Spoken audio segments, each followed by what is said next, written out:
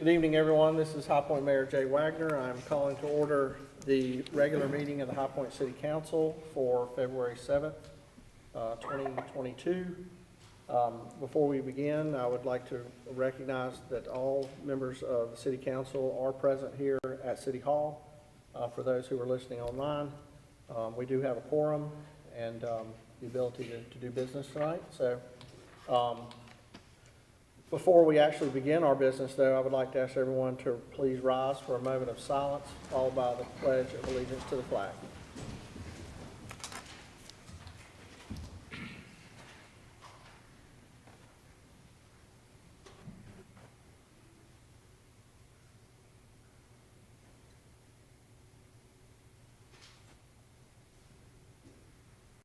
Amen. Amen. I pledge allegiance to the flag of the United States of America and to the republic for which it stands, one nation, under God, indivisible, with liberty and justice for all.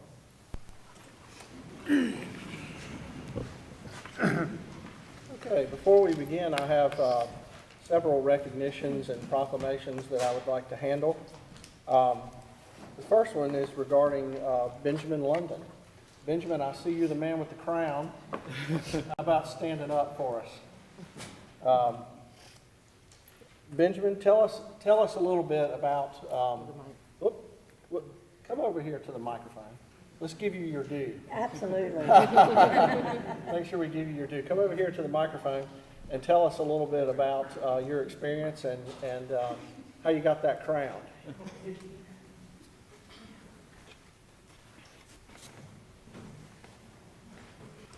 Greetings, everybody. You ask your question again? I just want to know, tell us a little bit about how you got that crown. How I got this crown? And you can take your mask off if you want to, or you can leave it on. It's entirely up to you. I'm negative, I promise. Let's see. How I got this crown? The crown itself is just an object. It doesn't really mean anything. It's just to symbolize the difference between me and everyone else, basically. I earned this crown from being a true leader. I earned this crown from being ambitious. I earned this crown from being different. I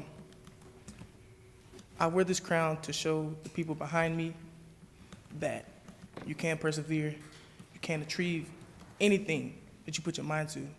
That's what this crown means. This crown is a symbolization of somebody that's finding their way through life and is taking everything by stride. That's what this crown means.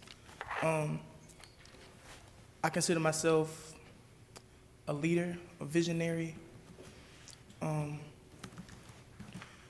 just a person that's able to shed light into my peers. And that's what this crown has given me the platform to do. That's how I earned this crown. Thank you. Okay, with that, I will read this. Benjamin D. London, he is Mr. HBCU 2022. And on behalf of the members of the High Point City Council, it's my privilege to congratulate you for your participation as a contestant in the 2022 Mr. HBCU Conference in St. Louis, Missouri. As a student at St. Augustine's University, St. Augustine's University. Sorry, I messed that up. I have a degree from North Carolina Central, so you must be a lot smarter than me. St. Augustine's University, thank you for your correction. Your commitment to the community is noteworthy of recognition, and the citizens of High Point support your endeavors, and we thank you for the honor you bring to the High Point community. Thank you, sir. Sir.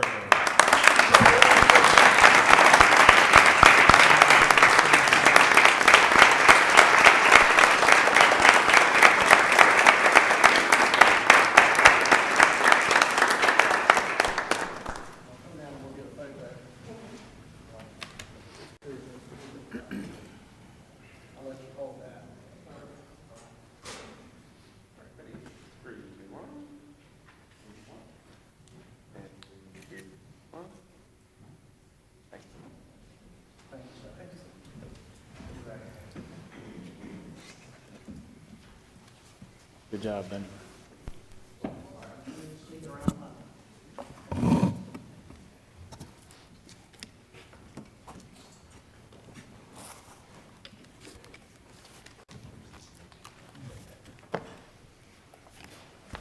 Okay, the next one is the 2022 Human Relations Commission Humanitarian Award. And I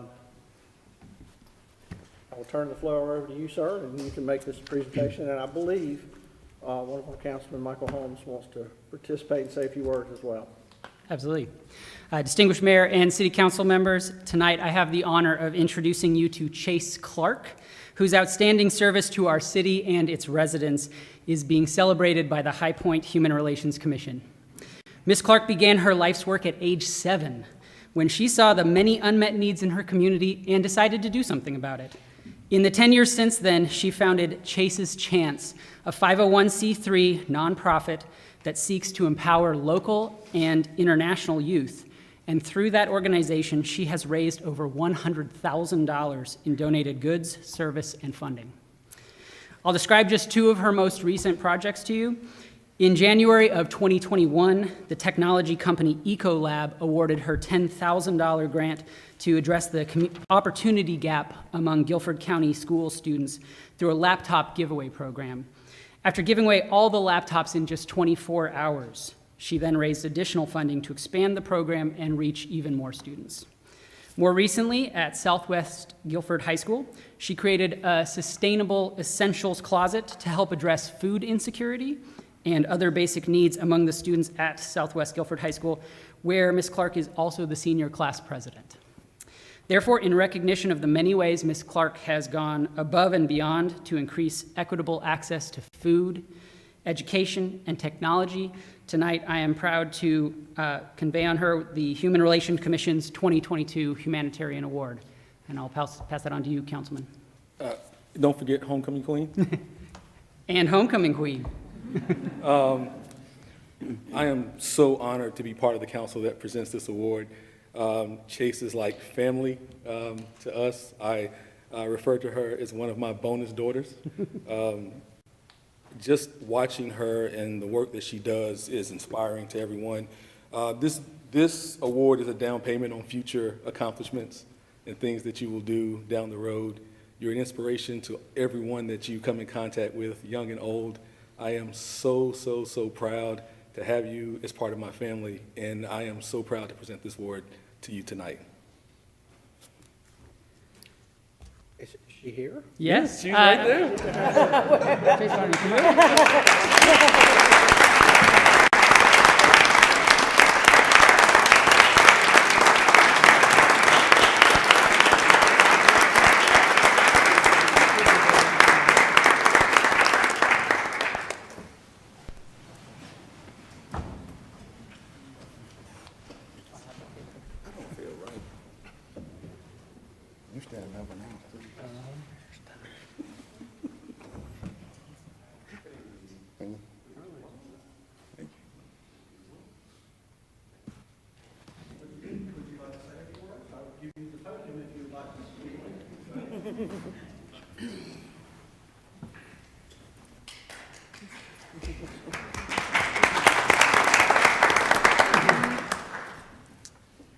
Well, I totally thought I practiced this on the way here, but now that I'm in this moment, I have so much to say, but nothing to say at the same time.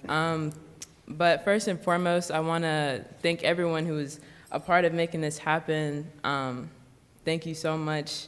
I say a lot of times that I just really like to serve. These things are still really alien to me, I guess, just because I feel like there's so many other people that should be congratulated along with me for all the work that's done. So I'm going to take the time to do that really quickly. So I want to thank my mom. So she's the president and has been since the origin of Chase's Chance, and so she's always there helping me out, picking me up when I fall, coming up with ideas, all of those things, and I really appreciate her a lot. She's back there. And my brother said I had to say something about him, so thank you, Landon, for everything.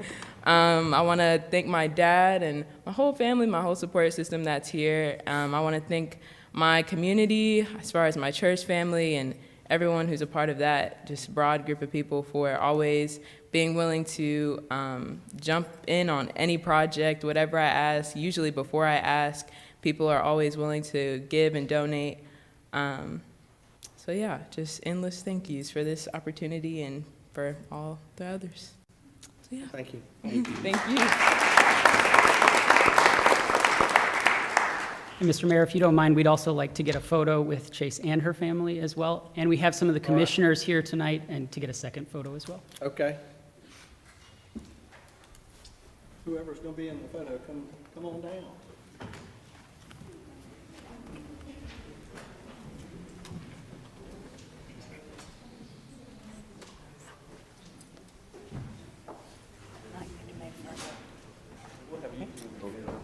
That's my cue.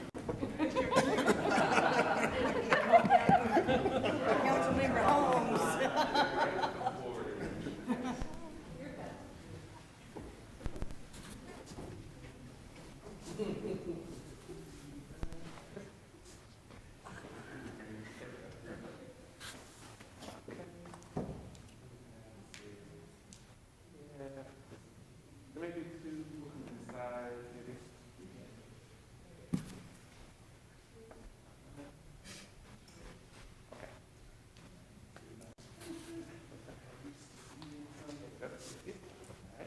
Ready, everybody? 3, 2, 1. Act 1. 3, 2, 1. Great, thank you.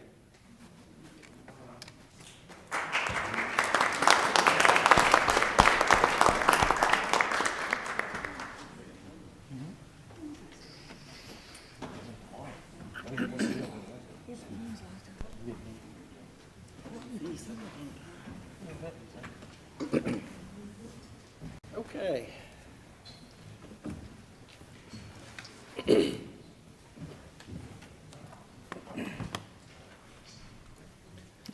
So our next recognition is actually a proclamation in remembrance of Guilford County Commissioner Carolyn Coleman. I see Carvina Foster's here. Carvina, would you like to come forward and accept this on behalf of? Okay. And I'll just begin reading. Proclamation. Whereas Commissioner Carolyn Q. Coleman passed away on January 26, 2022, and will be remembered as a civil rights leader and public servant in Guilford County. And whereas Commissioner Carolyn Q. Coleman was a native of Savannah, Georgia, where she graduated from Savannah State College. In addition, she studied at Memphis Theological Seminary and has a Master of Science in Adult Education from North Carolina A&T University. And whereas prior to her election as a Guilford County Commissioner in 2002, she served as the Special Assistant of Minority Affairs to Governor James B. Hunt. She advised the former governor on policy, personnel, legislation, and concerns pertinent to the minority community. And whereas Commissioner Coleman served as Guilford County's first African-American chairwoman in 2005, and recently received the North Carolina Association of Black County Officials Frederick Douglass Award for her efforts during the pandemic. And whereas Commissioner Coleman devoted her time to ensuring equitable representation throughout local and state government as an elected official, and as a member of numerous civic and service organizations.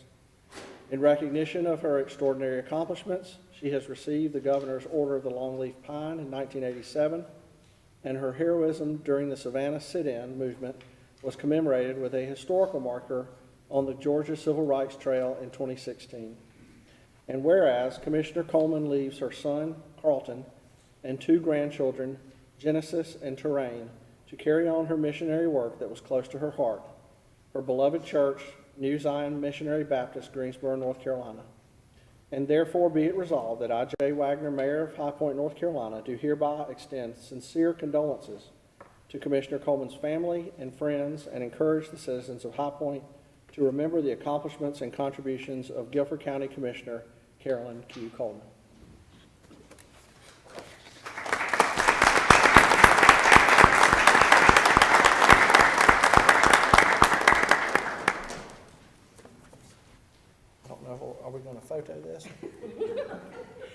Delphina's always up for a photo op. You better get down there. You ain't got no heels on. I was out getting something from Sweet O'Deal's and Remembrance, and I was over here for being, so. Well, you should have brought us some food. Being your glasses match, so that's all right. Hey, I'm practical today. That's, You want me to have some words? Of course you do. If you'd like to. Oh, my goodness.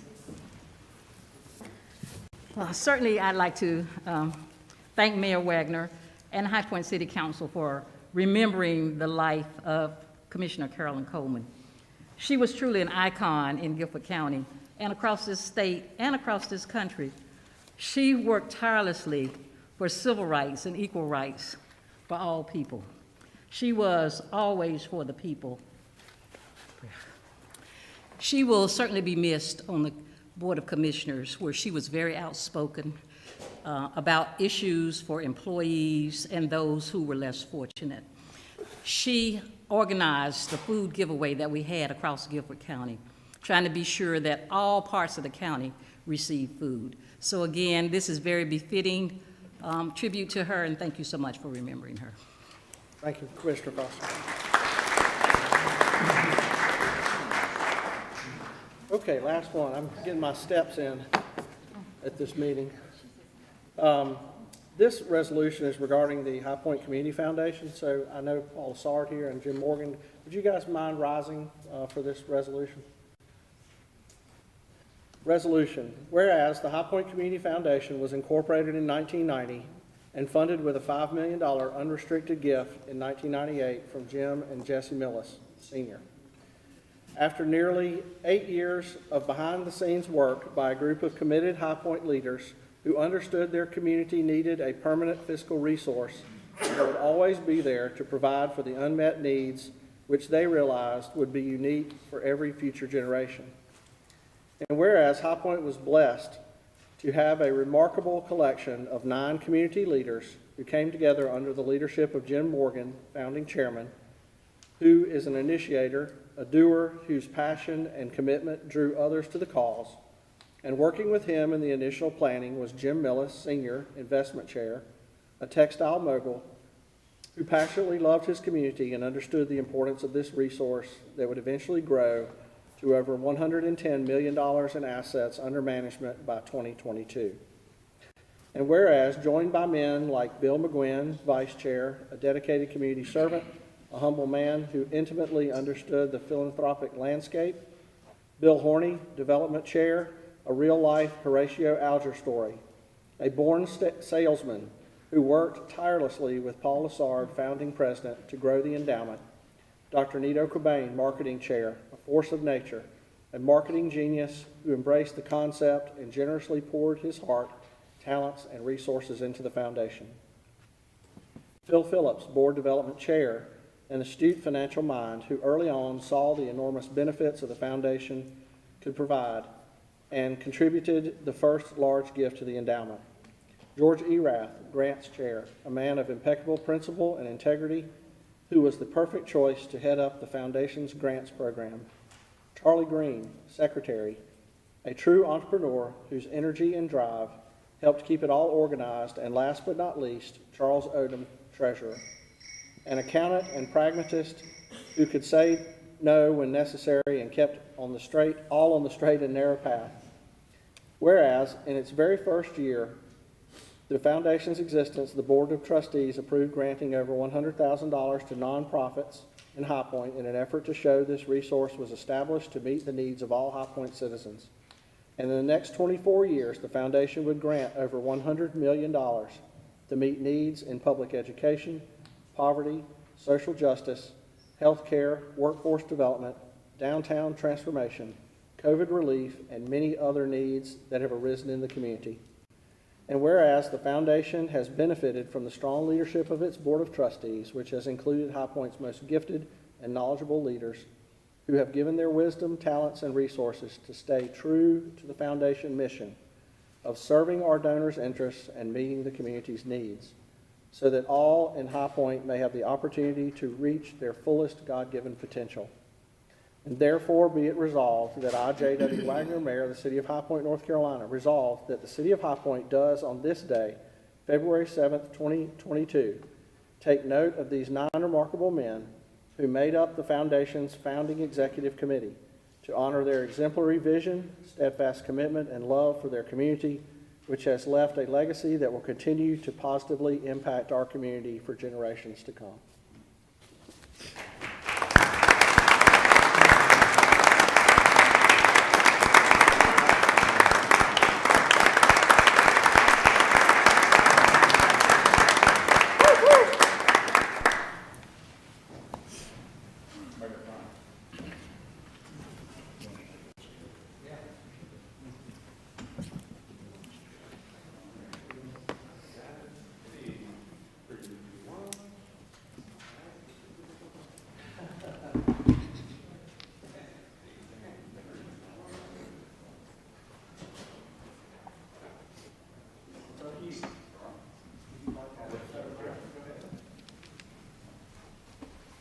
You ain't gonna get upstaged by Carolyn, are you? I'm Jim Morgan from High Point. Thank you, thank you, thank you. It means so much. And I want to tell you that I've been blessed to be involved with a lot of things, but God had a hand in this. Can you imagine bringing these people together and then letting us decide to hire Paul Lassard, who has been great leadership over the years. But thank you for all you do. And thank Paul and these board members and board members that came on afterwards for all they do for High Point. Thank you. I also want to say thanks. I've had one of the best jobs in this community. I've gotten to stand on the shoulders of giants for 24 years. I love that we've been able to give back. I come from a long tradition of Marines, and Vic, as you know, in the Marine Corps, we never forget people. And it was very important to me that we remembered these 9 men. We've already lost 4 of them. I wanted to make sure this city always remembers them. There will be a day when this foundation is worth hundreds of millions of dollars, and it'll be because of men like Jim. So thank you, and God bless High Point.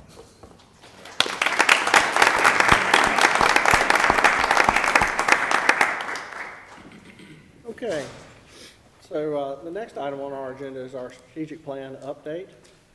I'll begin by recognizing Councilmember Chris Williams, who is chairman of our Community Development Committee, and he will talk about our blight reduction strategy. Thank you, Mr. Mayor. This up-and-coming report will be during the period of January. We've had, code enforcement staff process 32 minimum housing complaints, 34 new public nuisance complaints, and 421 signs were collected. The LEC staff recorded 11 zoning complaints. A total of 23 public nuisance cases were abated, 5 by the city, 18 owner abated. Due to the weather on weekends in January, they did not work Saturday, but did dedicate time during the week to collect 269 signs. 2 properties with ordinance passed are in the appeal process. The demolition bids will be requested when the appeal period has expired. 6 properties have been out for bid for demolition. 1 property, the owner will be demolishing themselves. See, there are several housing cases with an ordinance passed for demolition waiting for repairs to be completed. 3337 Wingo, 210 Underhill, 1221 Franklin, 2206 Gable Way, 1113 Jefferson, 524 Cross, and 1004 Prospect. Candidates have been selected for the vacant inspector positions. Also, and during this period, there were 369 total active cases. 240 of them were active minimum housing cases, 38 active public nuisance cases, and 91 active zoning cases. I'll now turn the floor over to Lori Loosemore for more. Good evening, Mayor, City Council. The property I'm showing you tonight is one that we had originally made an inspection on in March. And about the little bit before, around the same time we did our inspections, they started the sale process, sold it to someone new, who they then immediately applied for a permit to make repairs. They worked on it through April, December, and they're just wrapping it up right now. But this is what the house had looked like when we began our inspection.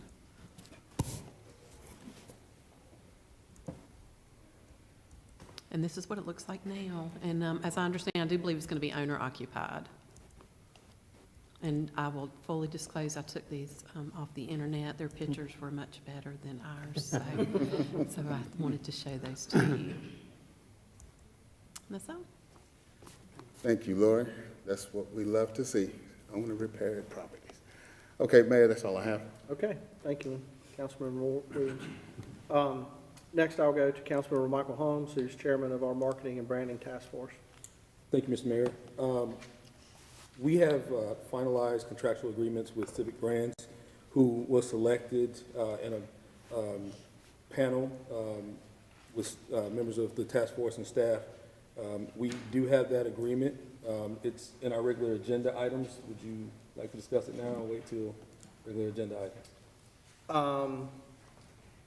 Let's wait for the irregular agenda item, I think. No? Okay. Okay. All right, we'll wait to then hear from you in a little bit. All right. Thank you. Next on the agenda is our public comment period. There are 4 people who signed up to speak at the public comment period. If you didn't get a chance to sign up to speak and you would like to, you will still have a chance. The public comment period is reserved for anyone who would like to come and speak on any topic that you would like. You have 3 minutes. There's a timer on the wall, so keep an eye on it. And I ask that you please try to stick to the 3 minutes, just out of respect for others who want the opportunity to speak as well.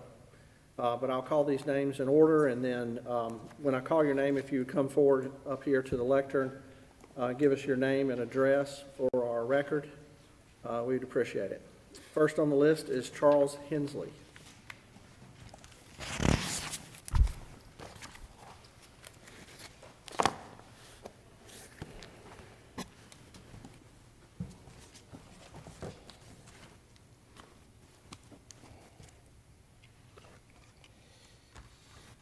Good evening, Council. Good evening. My name is Charles Hensley, and I'm a resident of Jamestown, and I'm also a member of the High Point NAACP branch. One of your agenda items will address a resolution that has been put forth to establish a commission to study the issue of reparations for the African American citizens of High Point. Speaking as an African American, it is my sincere hope that this resolution receives favorable support from the Council. It seems most fitting to me that your decision comes during a highly celebrated time for most African Americans in this country, that being Black History Month. And ironically, your decision will become a historic moment during this celebrated time that will forever be etched into the pages of this city's epic story. A story that I hope will reflect your courage, your understanding, your willingness to commit toward ensuring fair and just treatment for the advancement of social and economic stability for a marginalized segment of the citizens of High Point. But equally as important, your story could be recorded as a moment when the city of High Point failed to rise to the moment to uphold the high moral standard of equal justice for all its citizens. But rest assured, no matter which way you decide, you can be certain that your history will be recorded. And on that note, I will leave you with this quote from James Baldwin. Not everything that is faced can be changed, but nothing can be changed until it is faced. Thank you. Thank you, Mr. Hensley. Next on the list is Reverend Frank Thomas. Good evening, Mr. Mayor. I'm Frank Thomas. I pastor Mount Zion Baptist Church on Washington Street, 753. When he mentioned your resolution coming in Black History Month, it reminded me of a little cartoon I saw on Facebook. Little white boy and black boy walking together. And the white boy said, "I thought your people celebrated Black History Month in February." The little black boy said, "Nope, that month is for y'all. We celebrate all year long." Just thought I would share that with you. But the purpose of me being here today is to share a letter from Mr. Brian Strickland, who couldn't be here tonight because he's coaching a basketball game. The Mind Group and DRL Tunes are proud to present the all-new Midnight Basketball Summer Outreach Campaign. Midnight Basketball began nearly 20 years ago in partnership with the High Point Police Department, but began to gradually dissipate in 2017. The intent was to help reduce crime and violence, as research proved that most incidents perpetuated by youth occurred between the hours of 8 p.m. and midnight. At a meeting is scheduled for Thursday, February 10th with High Point Parks and Rec to discuss the relaunch of Midnight Basketball at Moorhead Recreation Center, the original host site. During this time, we will solidify a date and coordinate a plan that includes, but not limited to, takeaways from previous years, implementation of new ideas, marketing, management, and promotion. From a financial perspective, our goal is to raise $85,000. Included in the budget are funds for the Homegrown Music Series Summer Kickoff Concert, commercial advertising, and costs associated with hosting a week-long event. We are proud to partner with Patrick Harmon and the Hayden Harmon Foundation, as well as Dr. Frank Thomas, who has agreed to speak in my absence. This is a tremendous opportunity for our youth, and we hope that you will support. Thank you, Brian D. Strickland, Executive Director, The Mind Group, Incorporated. I'd just like to offer and mention that we all talk about trying to reduce crime, and the greatest opportunity for young people is during the summertime. We all know that the evening hours, 8 to midnight, are spike hours. If we can figure out a way to help them channel their energy, maybe in this way, I pray and I believe crime will be reduced and our young people will be enriched. So I'm asking council, when it comes to you, I pray that you would throw your support behind it, and when and where it's possible, Madam Manager, we find some funds to help as well. Thank you. Thank you, Reverend Thomas. Melody Smith Golden.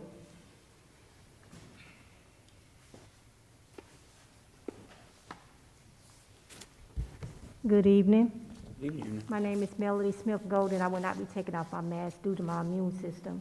I am concerned about 515 Flint Avenue. I have a support group called Inspiring Women of Destiny. It's a domestic organization for young women who've been in domestic violence relationships. I'm here tonight because I've spoken with Monica Peters several times. April the 19th, 2017, March the 28th, 2017, March the 18th, 2017, I sent out emails to Mr. McNair, never got a response back. On November the 1st, 2021, July the 2nd, 2021, and August the 2nd, 2021, and July the 26th, 2021, I sent an email out to all the city councilmen. I have not got a response yet. Over on the south side, we have a lot of prostitution that's going on. The High Point Police Department put up a digital traffic sign because we had some concerns about the speeding on Flint Street. Between August the 31st and September the 9th, they had a total of 4,056 vehicles in that residential area within those 9 days. That's a total of about 400 and some odd cars coming through that area every day. We have a lot of prowlers at night. We have a lot of Johns, and what I mean by Johns, that means that men that are picking up women. I was approached after I left here, I think it was like in July, after I spoke about, from a young gentleman about me bringing my concerns to you guys. I also sent out an email to you guys about a young man that approached that residence around 3 a.m. in the morning. And December, I had to go and register for a gun because of my safety. I've been dealing with cancer, and I'm very small. So I just want to know, what are you guys going to do about this prostitution, these Johns, and all this traffic? I mean, I've came to you guys before. I've sent out emails. I haven't got any response. I've spoken with Monica Peters several times, and we still haven't got anything resolved. You know, we want our children in that area to be able to dream too. We not only want them to be able to dream and survive, but we want them to be able to get plaques, and we want them to be able to be successful in life too. They can't get that over there if we got the prostitution and the Johns riding through and the people on drugs. So again, I want to know, what can we do together to try to clean that area up? Thank you. Thank you. Next person on the list is Brad Lilly.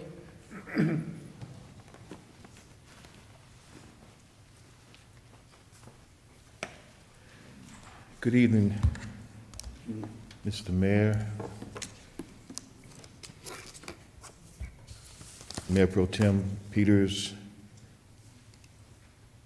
City Manager Ford, council members. I stand before you to speak also on the resolution for the One High Point Commission. I first want to tell you that my great-great-grandfather was born in 1823 into slavery. He was 40-some years old when he was freed. Him and his children and those who were born after slavery had ended.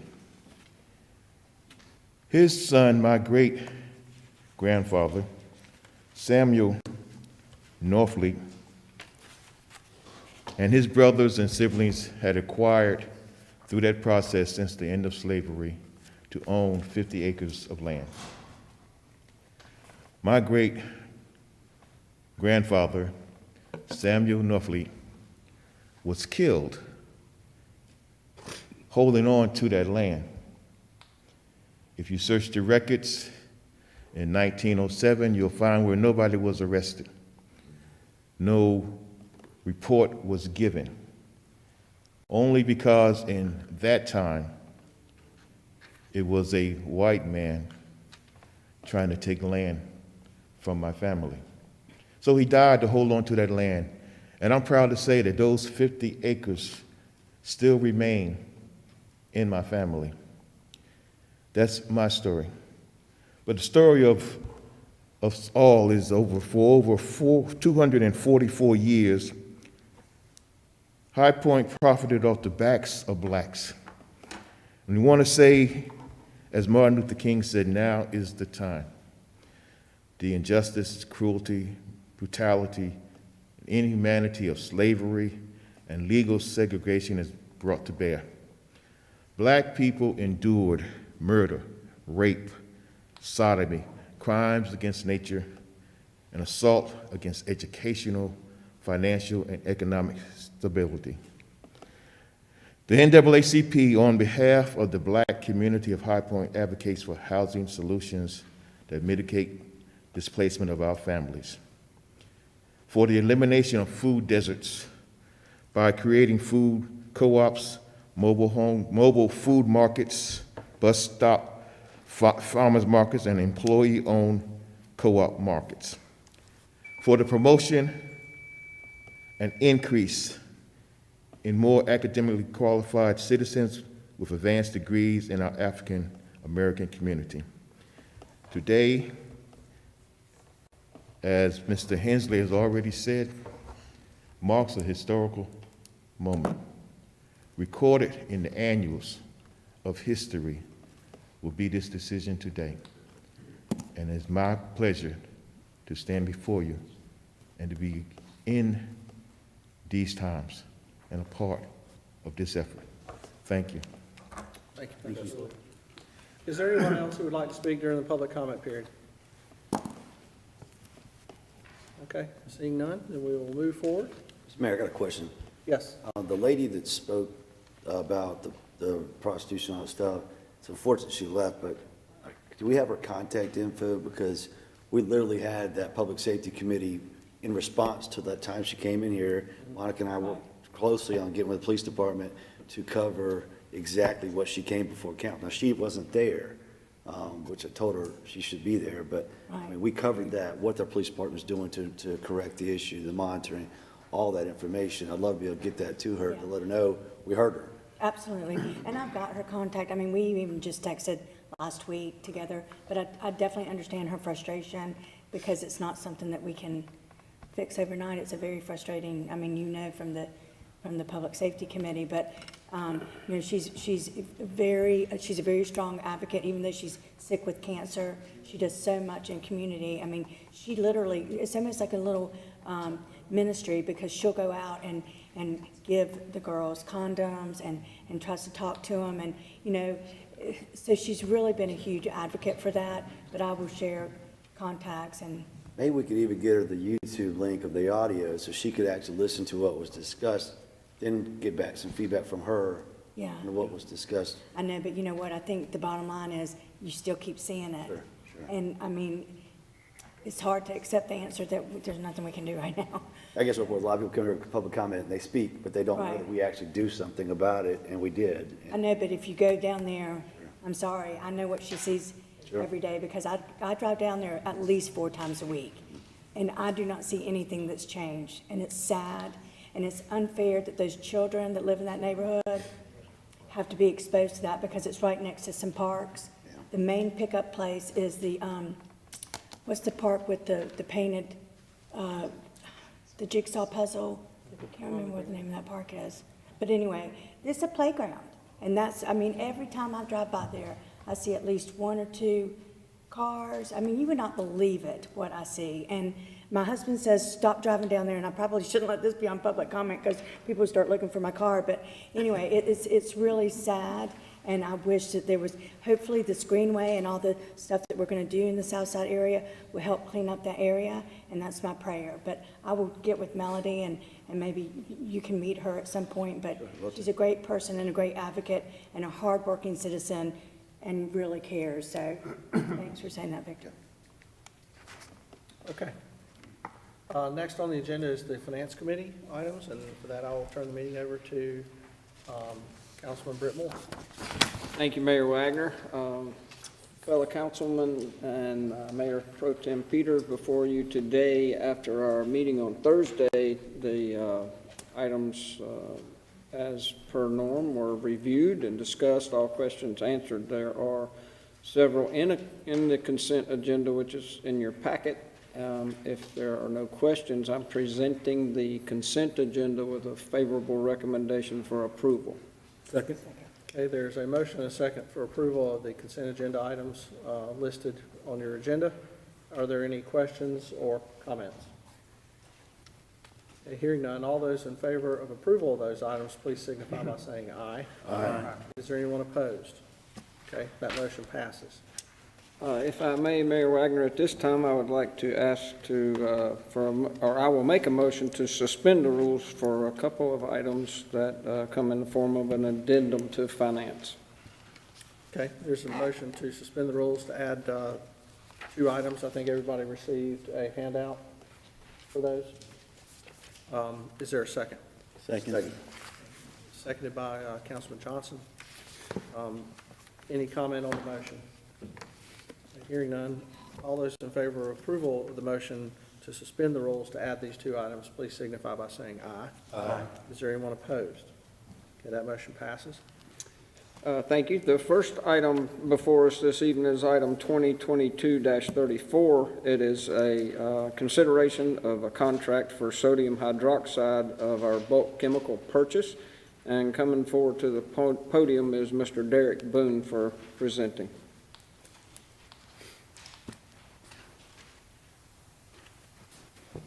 Good evening. Good evening. As you mentioned, this is for the bulk purchase of sodium hydroxide, 50%, also known as caustic.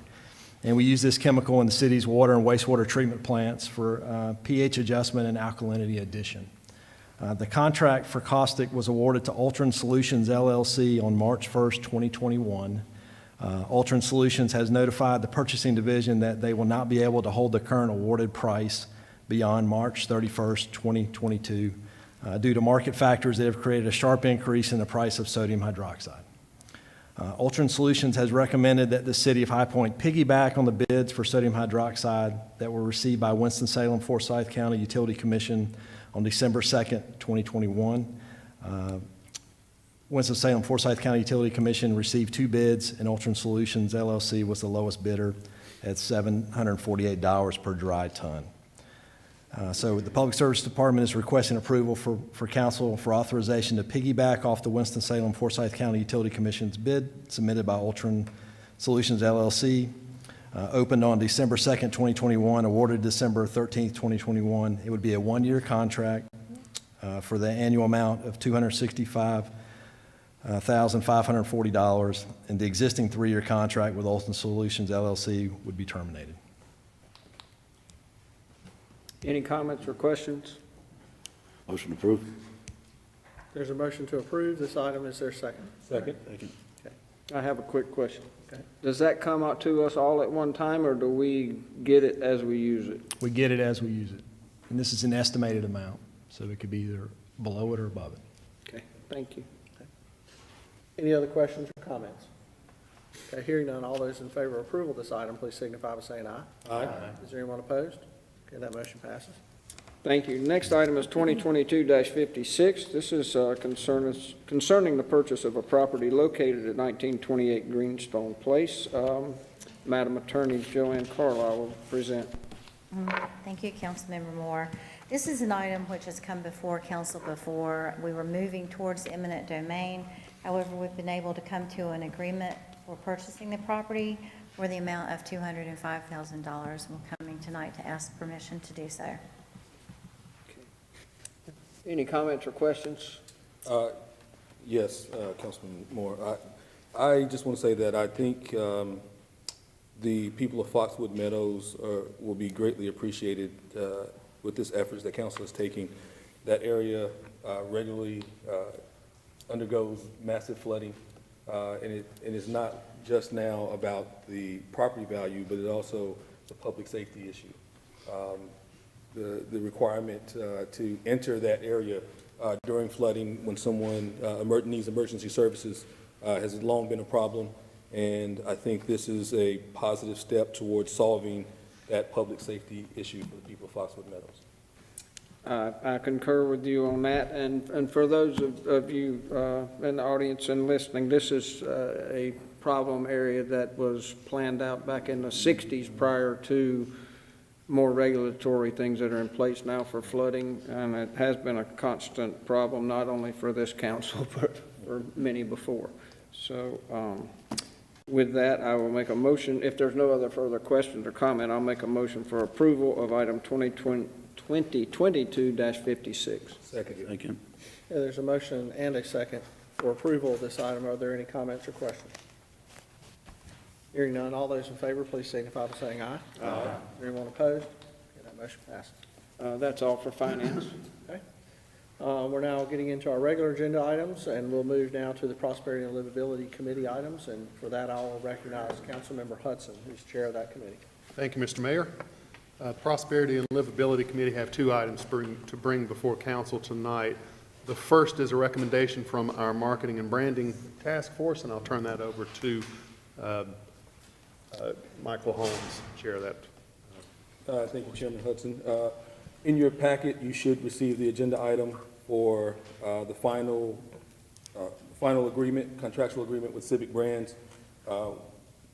Staff has made a favorable recommendation that we adopt this as Civic Brands as our vendor who will take us forward in our marketing and branding efforts.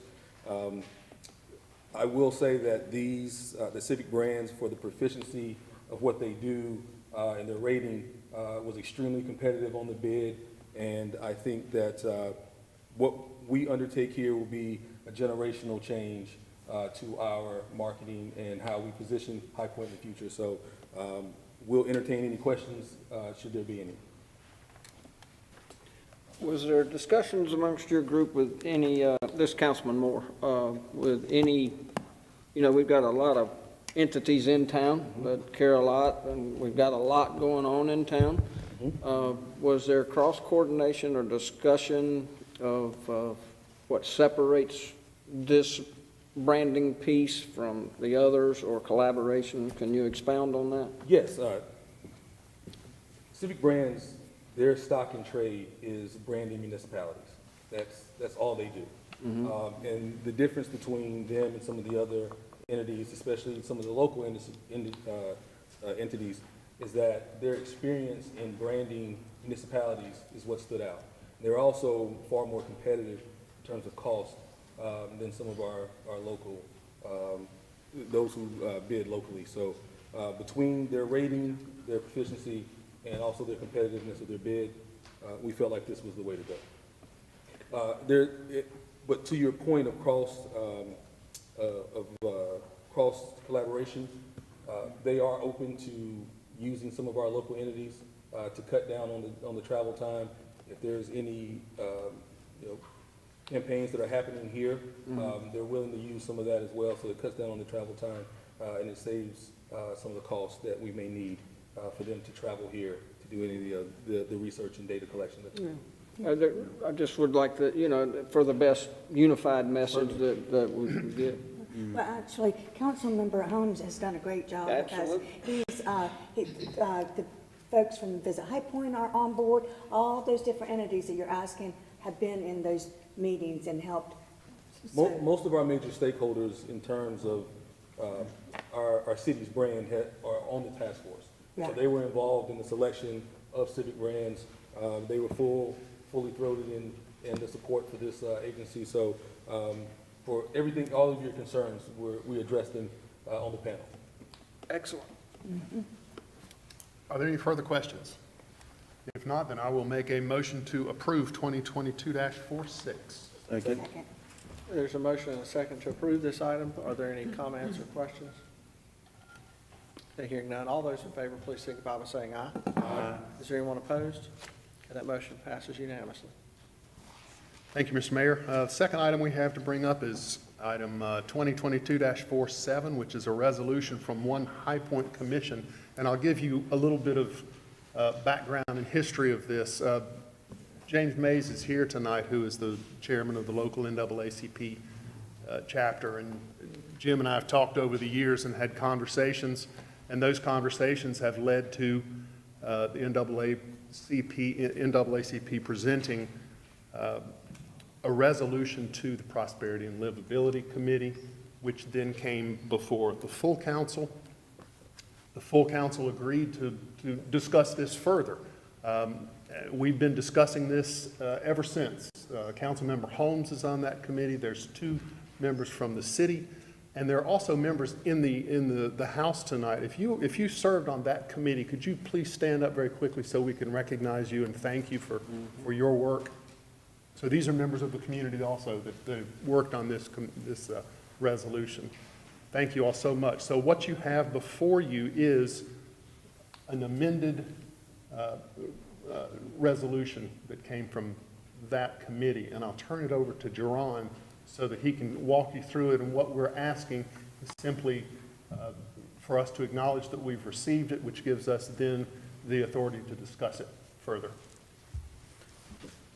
Good evening, Mr. Mayor, members of council, Madam Manager. Not a lot to add. I think Councilmember Hudson summarized some of our discussions well.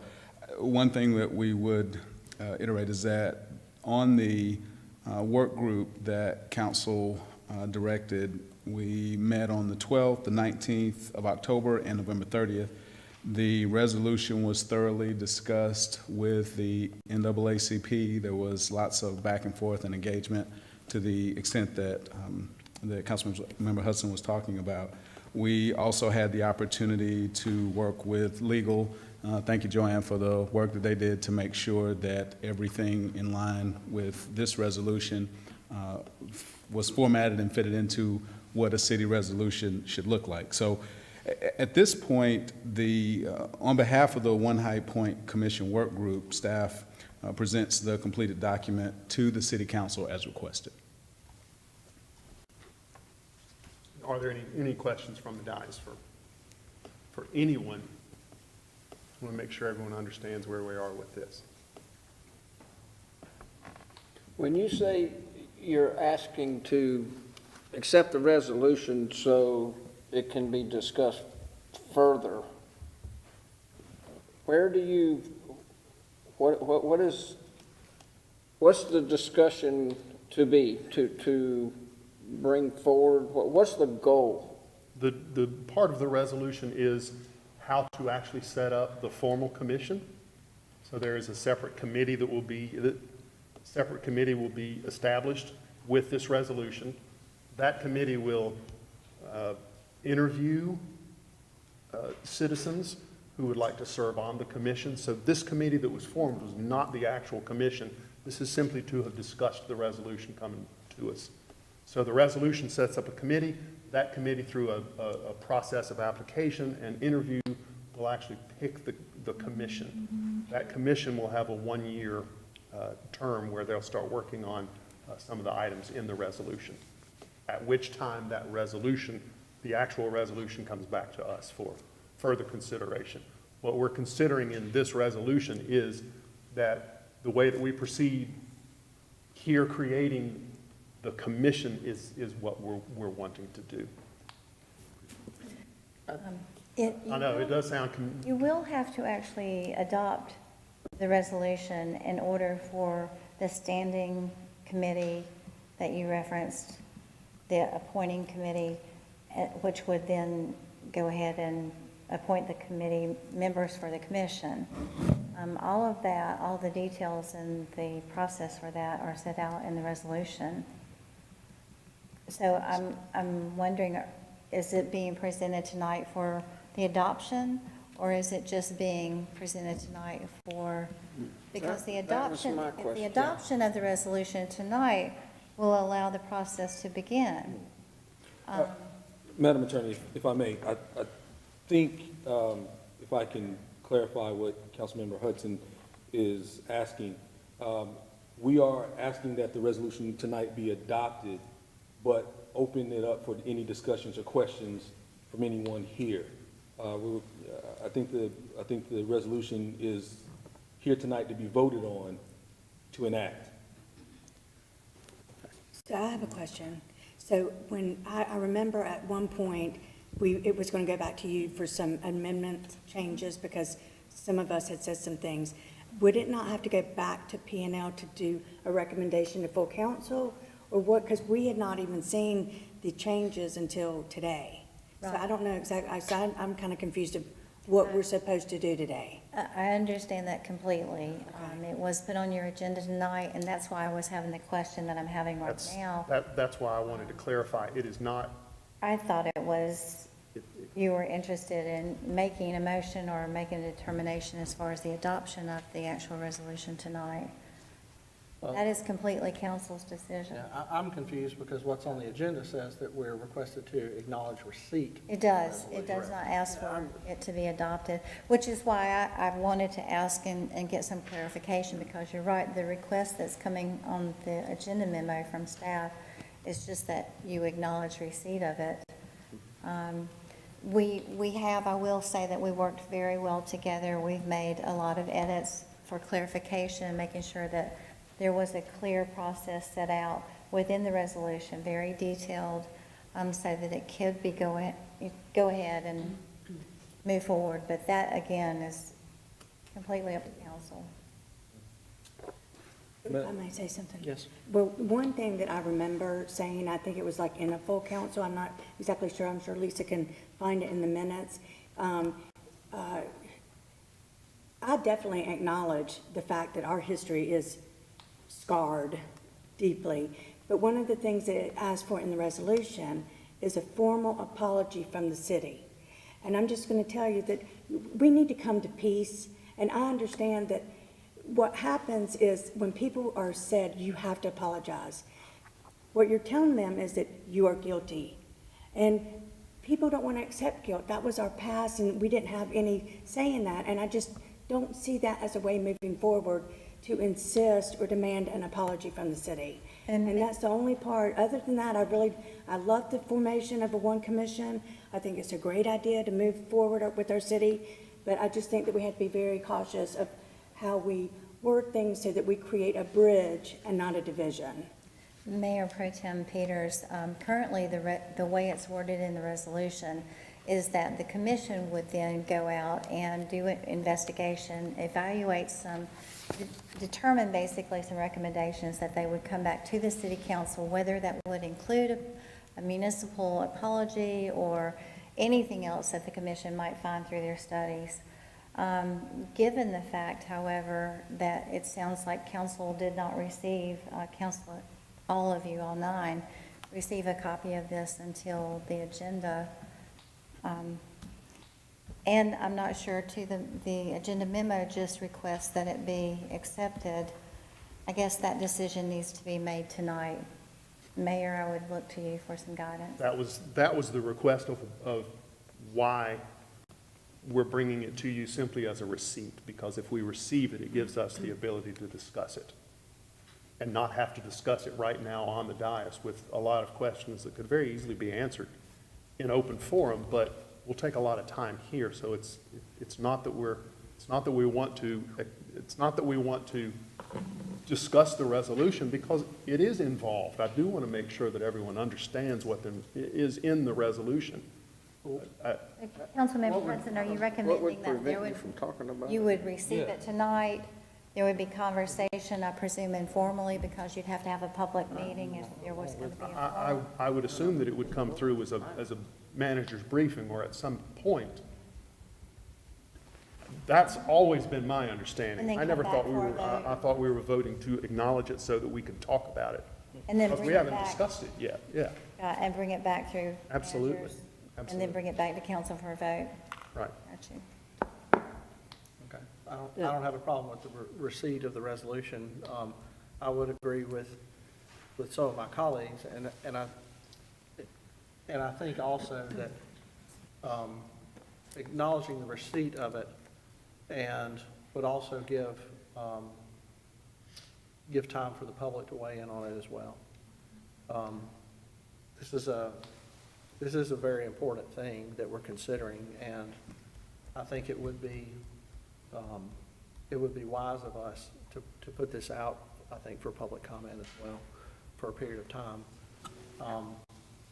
But I will defer to Councilman Hudson and Holmes have, along with some of the folks here, have done the heavy lifting on this. And but I do think it is something that's worthy of our time to make sure that we have a chance to discuss this, since I know Brett had a problem with his iPad and didn't even get to look at it before we came in here.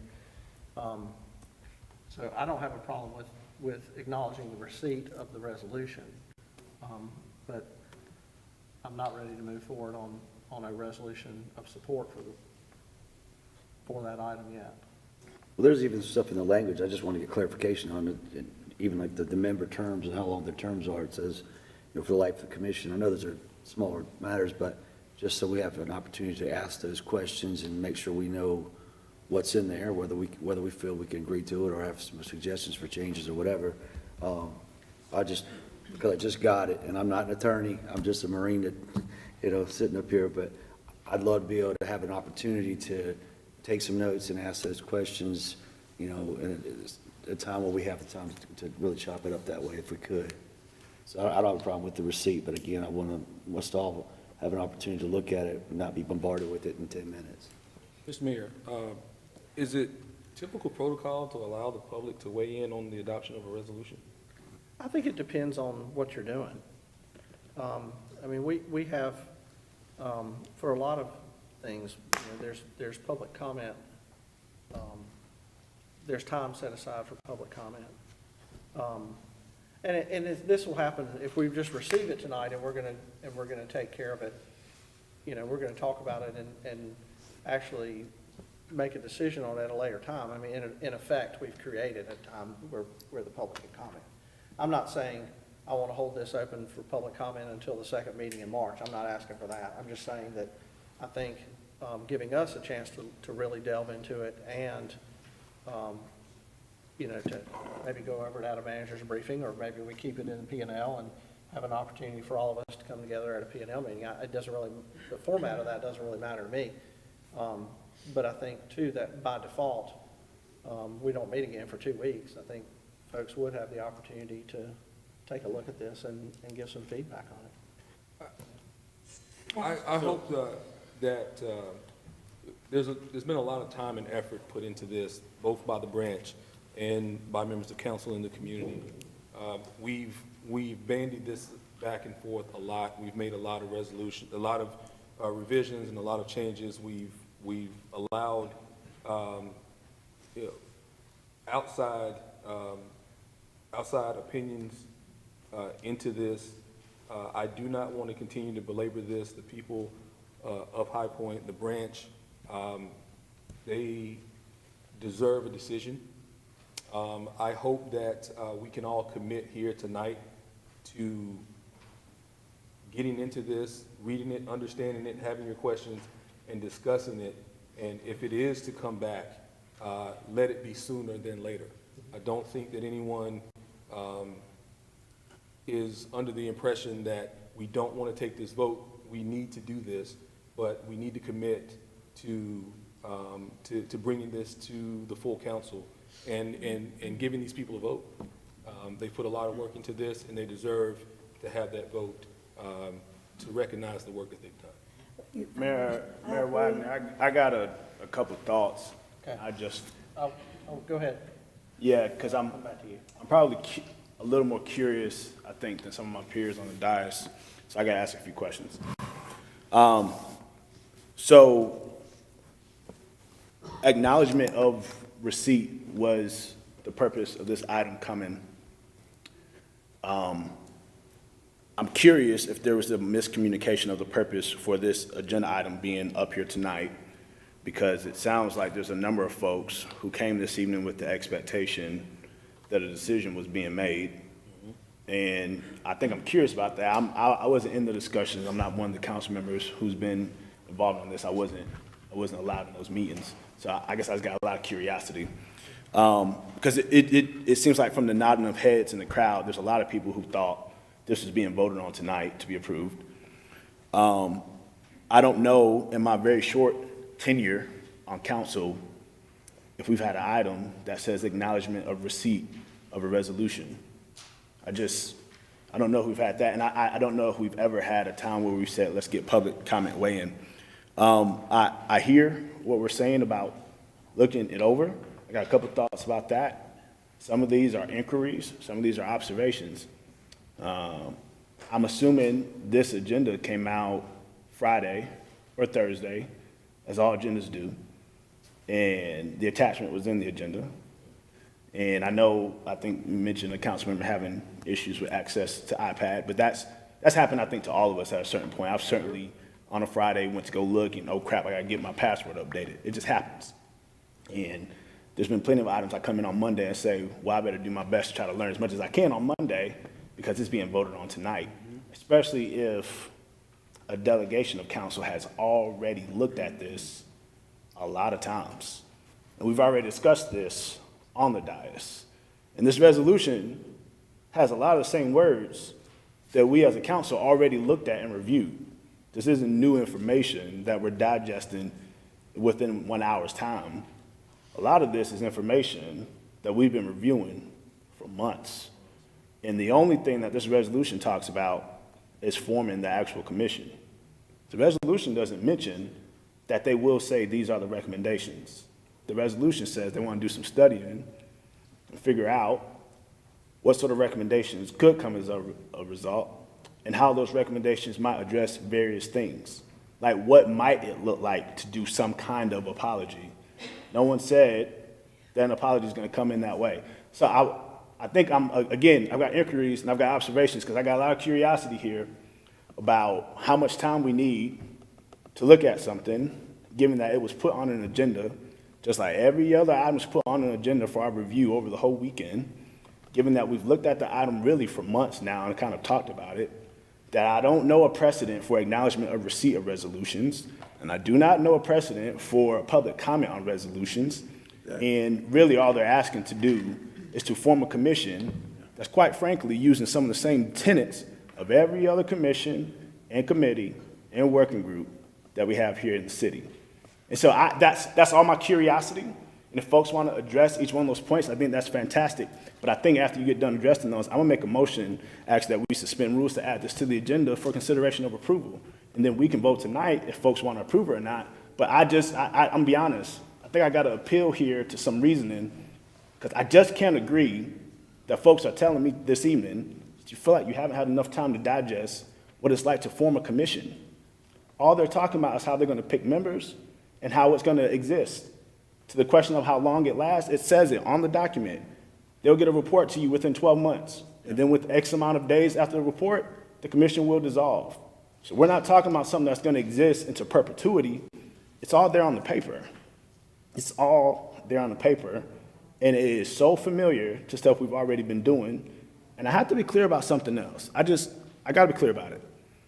Because when we get to these items in which we feel like folks are just kicking the can down the road, it becomes really, really hard for communities to trust that government is trying to do the right thing. It becomes really hard. Because I've seen times, friends, that we've got incentives that we've looked at, policies for incentives that we've looked at on a Friday. And because we wanted it in place for a fiscal year, we voted on it on Monday because we wanted to recruit businesses to our downtown. That's the precedent I've seen. I've not seen a precedent acknowledgement of receipt. I've not seen a precedent of public comments on resolutions. Y'all, I'm just being honest. I'm not trying to be offensive, not trying to be obtrusive, not even trying to be aggressive. If I'm passionate, that's it. I'm just being honest, though, because it feels like the can's being kicked down the road. I remember on that night in September when we talked about this. You all know I was the one who essentially offered the compromise for us to get to this point, which says, let's just figure out how we're going to form this commission. And that's really all the tenets of what this is. And if I may, so thank you for saying all that you just said, and I agree with you. I went back down and I did notice, and I apologize, that I misread where it says, it doesn't say the City of High Point must offer a formal apology. It says how the City of High Point may offer a formal apology. So that reads a whole different way. And so is that what you all are thinking, that just kind of figuring it out? You just want the commission so you can just figure it out? So, Councilman Peters, we are not here tonight to get into the work of the full commission. Right. We're here tonight to vote on the resolution to form the commission and how the commission will be formed. Whatever comes out of that will come out of it once the individuals who are going to serve on that are selected. This is not that. So what apologies, programs, whatever may come out of that will come from the commission itself. This is not that. What this resolution does, it gives authority for us to form a committee that will select those who will then do the work of the commission. But you see where the misunderstanding is, because it says, we didn't know, that we were going to vote. I'm okay with us voting. I'm just saying that it was, and I don't know how that happened, but it makes it look like we're just supposed to. Well, that wording is simply to understand what we're forming a committee to build a commission to do. It wasn't saying that this is what is going to come out of the commission. That's not what we're stating. What we're saying is this is just the scope of what the full commission will look at and address once it's formed. Okay. I can probably speak, and maybe the city attorney can back me up on this, I don't know. But there is some precedent for the city receiving reports, acknowledging the receipt of a report. We've done that, I think, in the past with different committees. I don't think this council has done it in the 2 years roughly we've been up here. But I do recall that occurring at some point, maybe Brett can remember that too, where we received the report back of a committee on something. And then we were able to then study what that committee brought back before we took action on whatever their recommendations were. So this is not something new we're talking about tonight. And I agree with you. This is something that we started, I guess, back in September or October discussing. personally, I would be in favor of us acknowledging the receipt of this report and then having some more time to discuss the fine points of it so that maybe we can get to a point where everybody can support it. But if we're going to vote on the actual resolution tonight, then that's not something I can support tonight. I can support the acknowledgement of the receipt of the report, but at this point, it's not something I can support. Mr. Mayor, I will say, as when I see the agenda on Friday, I read it as a receipt of this, and therefore, I was in no hurry to rush down here at 8 a.m. to get in Joanne's office to ask questions, what does this mean, what does that mean? I figured because it was a receipt that would give us a time that I could still do that, because I like to be as informed as anyone, as any of you guys are, when we're making decisions that affect anything to do with my neighbors here, you know. So I would like, based on that premise that I thought we were voting on, I did not get my questions answered or any of that stuff. We may have been talking about September, but we got it Friday. And so I don't think with Friday hitting Saturday, Sunday, then we've been here since 3:30 here discussing my things. I've had a chance to really even read through all of it. Well, I have read through all of it, but to read through it and strike out stuff. So I agree with you, Mr. Mayor. I want to see this move forward, but I think we owe the citizens of High Point our chance to do our due diligence, see what we're agreeing to, what this language says. And I'm not saying kick the can down the road months or something. I'll do it next council meeting. I don't care. Just want a couple days to make sure I'm knowledgeable about what we're agreeing to or not agreeing to. Yeah, I don't have a problem with continuing it to the next meeting. I think we can certainly get questions answered in 2 weeks. I don't think that's a big deal at all. But now I think, though, that they don't have the answers. That's why they're forming a commission, so that they can come up with answers. Yep. So now that I understand a little bit more, I will be in support of it if anyone makes a motion. I hear what you're saying, but there's a lot of language in here that does talk about what the parameters of that commission will study. And some of those things are still, even going back to September, we had this discussion. Some of the things that, and I'll tell you that I have read this, and I did take the time to go through it and underline some stuff. And I still have very deep reservations about the ability of the city to have the legal authority to be able to do some of the things that are called for in this resolution. Among other reasons that I have, that I'm very hesitant to support it. My worry, as I stated, whenever it was, September or October, one of my biggest worries is that we're going to go through this process for a year, and the commission is going to come back and ask us to do things that we do not have a legal authority to do. And then it's going to really look like we're kicking the can and ignoring the concerns of the community, when in reality, what we're being asked to do are things that we don't have the legal authority to do. And so I have very big reservations about the parameters that have been created in this resolution, and whether it's something that we should agree to do. Mayor So, Wagner, I think if we've got 2 weeks to discuss that, if we acknowledge receipt of it and we've got some time to discuss that, maybe we can get to the point where we feel like we've got something we can operate with that might actually work. And that was one of the purposes that I took upon the legal department, and going over when it came back to us, making sure that it was worded such that there are opportunities for things to be studied and investigated, but they're not narrowing it down to things that are illegal or impossible. Exactly. It was to broaden the scope so that they had options of things to come back. I will also agree that I've seen things come before council, including perhaps in the form of a resolution, that council just acknowledged receipt of, and then ask for additional information on, if that's what council wants to do tonight. And then others want to have expedited decisions. Perhaps you want to consider going ahead and putting it into a committee or a manager's briefing or something I heard another council member say earlier. Councilmember Jones and all of you, I am very glad to go over the language that is in this and answer any questions that you have. The resolution is not coming from my department, however. So as far as the actual action and what you're looking at doing tonight, I again just... So the resolution has not been reviewed by legal?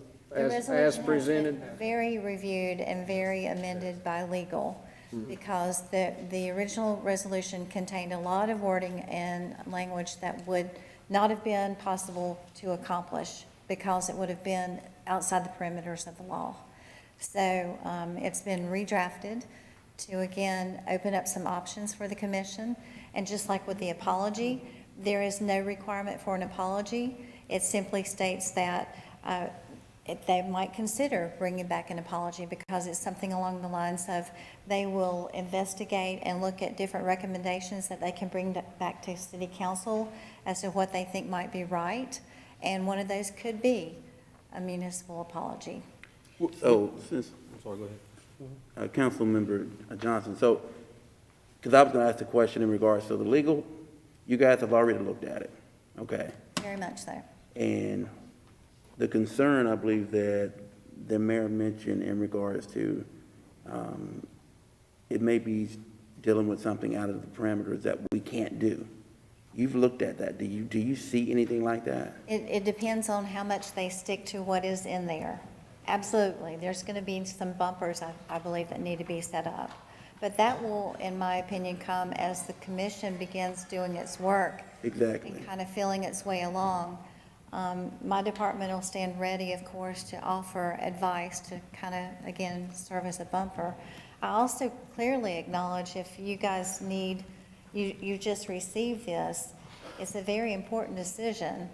And if you want to go over and have it described as to how things will be set up and, you know, the timing of everything, I mean, because it is a process, numerous processes that are set out within the resolution.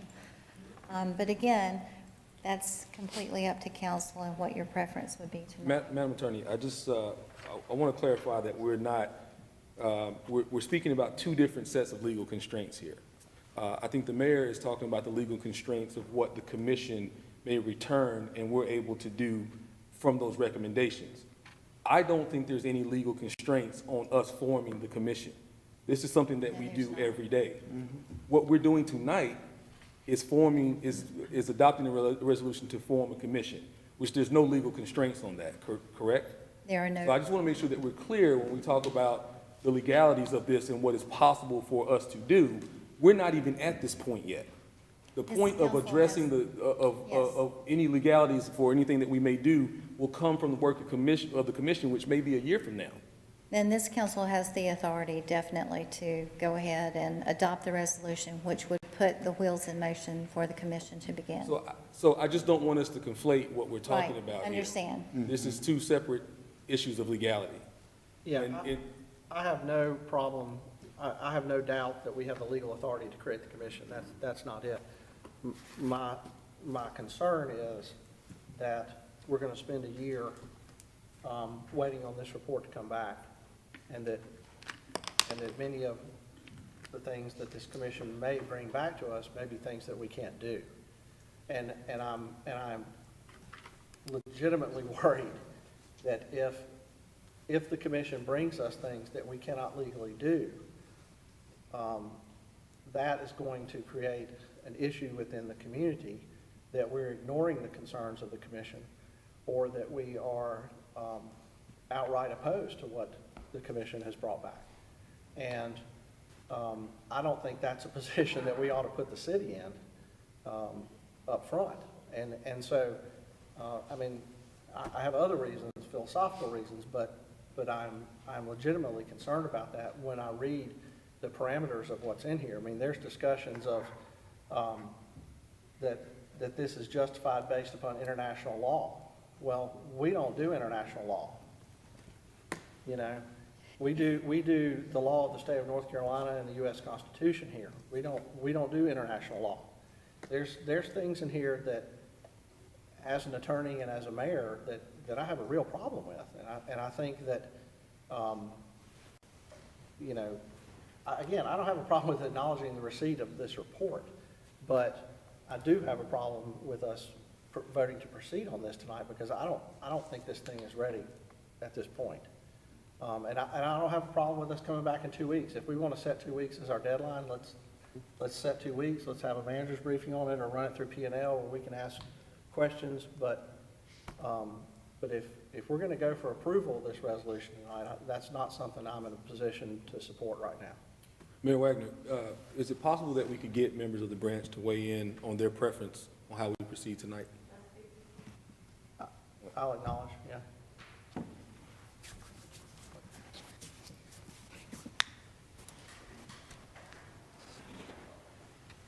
Good afternoon, everyone. My name is Bernita Sims, and I'm a resident of the city of High Point. And I want to speak to where we are right now. When we left this meeting in September, it was with the understanding that there was some concern and confusion around the resolution as it was presented to this council that night. I think one of the things, Mayor Wagner, that you pointedly had some concerns about was the makeup of the commission, what that would look like, and what the expectations of that would be. So the charge was given for us to go back. You asked the city manager to form a working group to go back in, look at the resolution.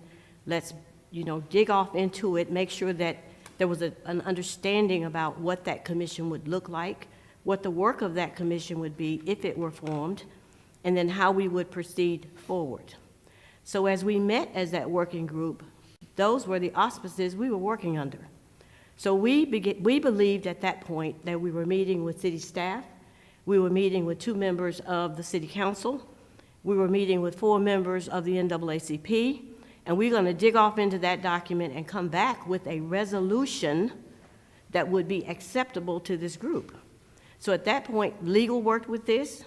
We worked with city staff, who was responsible for convening and making sure that we all understood the language that was in there, and that pretty much we stuck with the spirit of the document as we presented it, which is exactly what happened. And so when we start talking about what would be the responsibility of the city to this, it's only to do what it said it would do, which was, once you understood the makeup of the commission, which were the 2, elements in this resolution that were unspoken at the time it was presented, that we would not be sitting here talking about somebody having to review it and make sure it was whatever you thought you understood, because you've had this resolution since September. The only new items added, other than the language changes that your legal department reviewed and said, we need to change these because they're things that the city cannot do. Are there things that the city, in its position as the city, is something you cannot do? So when you talk about international law, your legal department looked at that, and they didn't have an issue with it. And I understand you're an attorney, and I understand that when you look at this, you're looking at it with that eye. But what I would ask this council to do is do what you said you were going to do, which is to adopt this document once it came back to you. And so at this point, we're sitting here and we're talking about the fact that, I don't know if we can commit the city. I get it. But the city commits every day to things that we don't get to weigh in on. As citizens in this community, you don't ask us. You make a decision and you move on. So what I would ask, and if we can't get this done, then that taste that it leaves in the mouths of our citizens is worse than if you did nothing at all.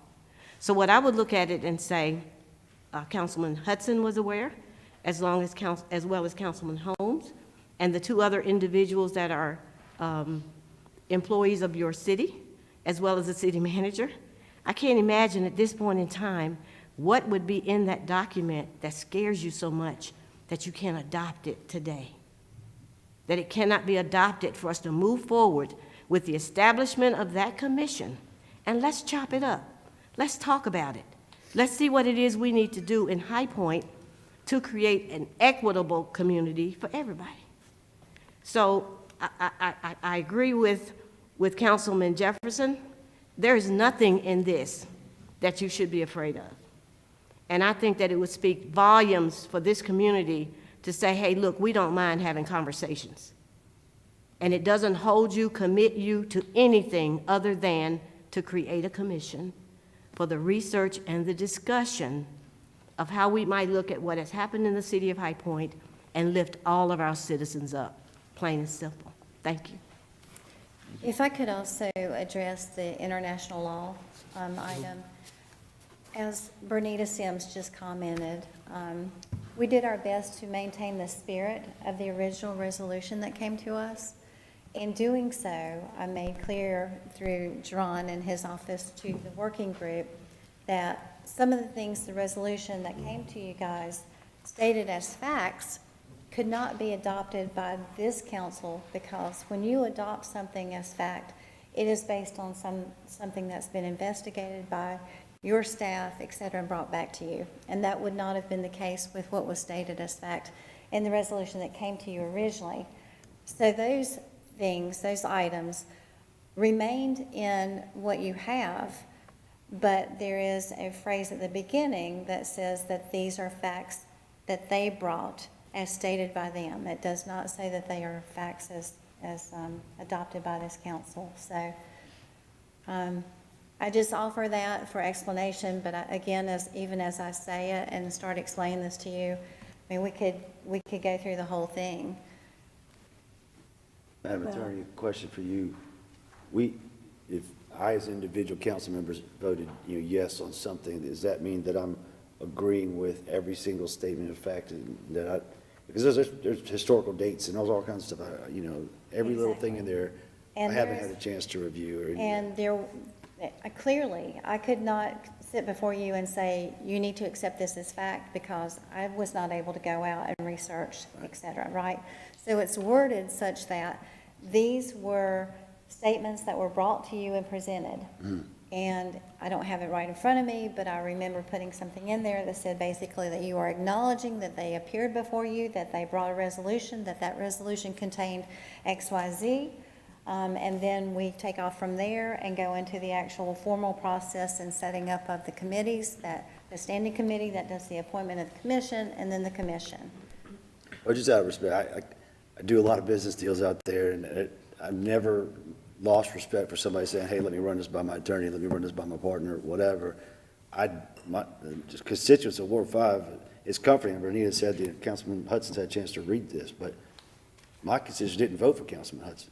I owe them a period of due diligence, and I plan on, and have planned on, meeting with you about this, because, as I stated earlier, I wasn't planning to do anything other than to accept this. I'll be in your office tomorrow, Wednesday, if I can. I just want to make sure I'm clear about what I am, and I don't think it's, I think there's a common respect that we all have for each other, and we don't try to force anything down each other. All I'm saying is, I would like to go for what I sat down to do tonight, which was to acknowledge this. Out of respect, give us other council members that want a chance to get some questions answered about it. I'm okay with voting on this. I think this committee's going to be formed one way or the other. I really do. But there's a whole lot of information in there. There could be 2 + 2 = 5 in there, and I could have missed it, and I'm agreeing to it. I mean, I think we shouldn't change the intent of what the agenda said and say, we sat down to vote on accepting something. Let's change that on the other members of council. It's just a mutual ask of respect to give us a chance to see what we're agreeing to and come back in 2 weeks and we'll vote on it. Mayor Wagner, so I got another thought. That's that curiosity of mine. So, we typically rely on partnerships with the community, and we ask them to continue to believe in our processes. We ask them to continue to participate. And we ask them to trust that this city, in which they are loyal taxpayers, residents, and constituents of, that this city will collaborate in a spirit of unity and a spirit of trying to just progress. And I often think it very noble and very bold of residents when they take it upon themselves to take those strides and go through the process and be belabored for months upon months upon months, because they understand the due diligence, thoroughness, and bureaucracy with which government has to move. And I have an appreciation for that.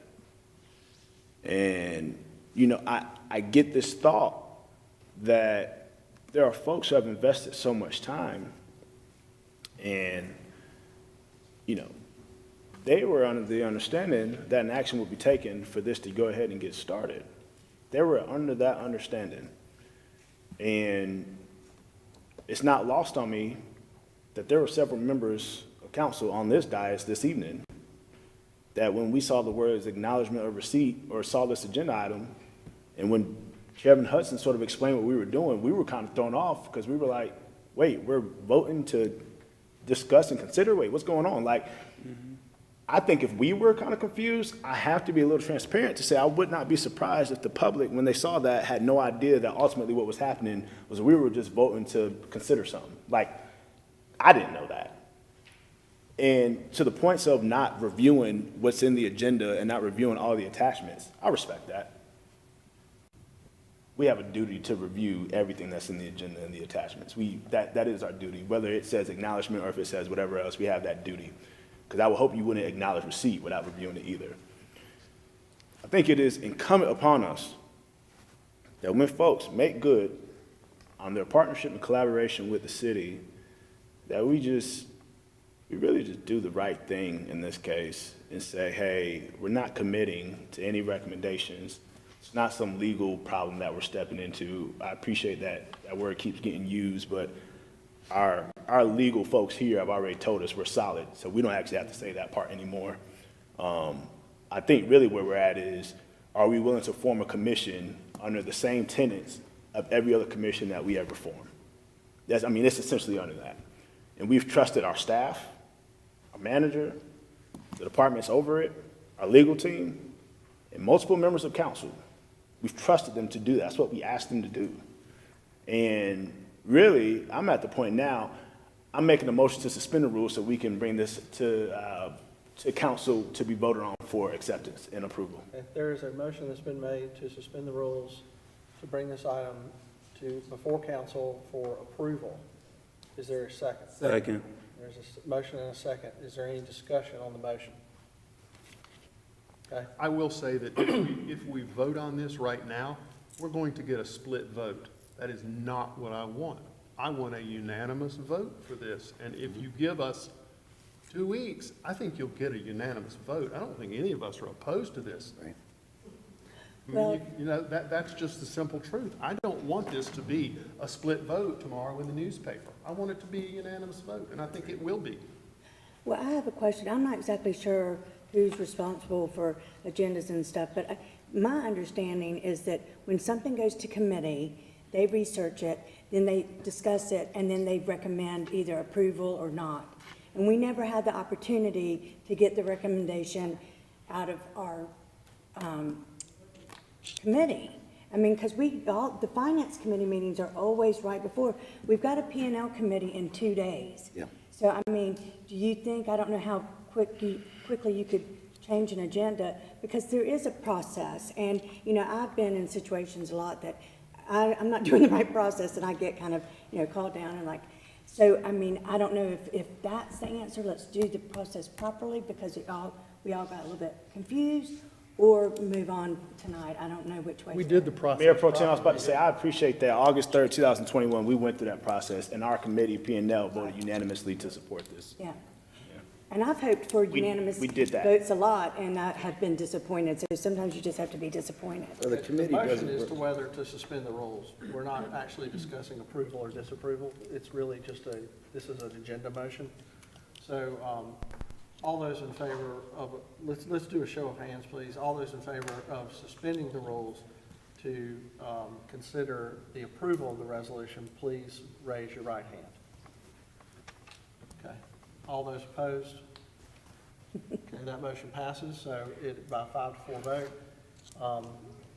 So we have 2 items on the agenda. We have one item to acknowledge receipt, and the other item to consider the approval of the resolution. And Chairman Hudson, it's still your floor. Chairman Hudson, before you go, if I may, could I say a word? Because I think it needs to be known for this crowd and for the record, because I know where that salvo was aimed.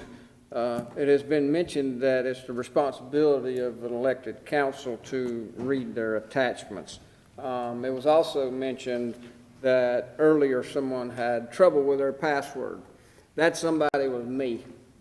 And due to some extraordinary circumstances and my family health situation, I didn't open my agenda until this morning.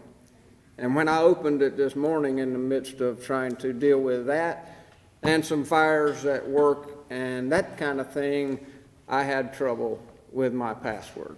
It required some IT help to get done, so I did not get a chance to read that. So just for your clarification, that was me, and I did not get a chance to review this. So that's that. If I may, and I'll try to be brief with this. I lean to the point with it that we do have commissions created. We do lean on our colleagues, we lean on staff, we lean on the information that's given to us to help us to make in addition to the information given to us in our agenda, to make an informed decision on issues. I have read this, and I get the heartburn on some of the items, that was maybe mentioned by the mayor. But with me, when it comes to things like this, as the work was done by staff, by members. The other key piece is there are safeguards in here when it comes to what we do next. If those weren't in place, at least in my mind, if they weren't in place, I would, say, let's do that. But the idea of those safeguards in place, the work that was put in before, and once again, I lean to something my colleague said before, this is the formation of the commission. The safeguards are also in the formation of the commission because two of the members of it are members of the council. I can appreciate that too. So that's the reason why I'm in support for that. If it was, like I said, if those items weren't in place, I would have the same heartburn. So I just wanted to kind of put that out there. I'd like to make a motion that we approve 2022-47. Second. Okay, there's a motion and a second to approve item 2022-47.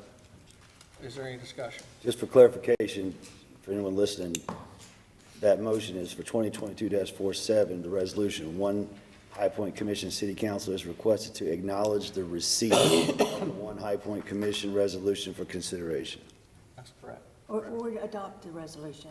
This is the acknowledged receipt, and then we'll adopt it. The receipt first. Okay. All right, any further discussion on that motion? Okay, all those in favor, please signify by saying aye. Aye. Is there anyone opposed? Okay, that motion passes unanimously. Mr. Mayor, I make a motion that we approve this resolution and adopt it in its current form.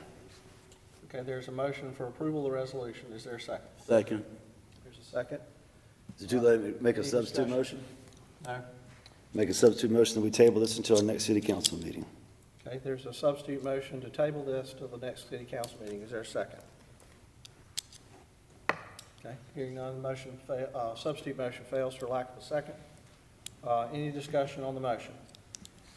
Well, as I said, I would like this to be a unanimous vote, and out of respect for Councilmember Moore and Councilmember Jones, I will not be voting to accept this simply out of respect, and which makes this a split vote, and that's not what I want.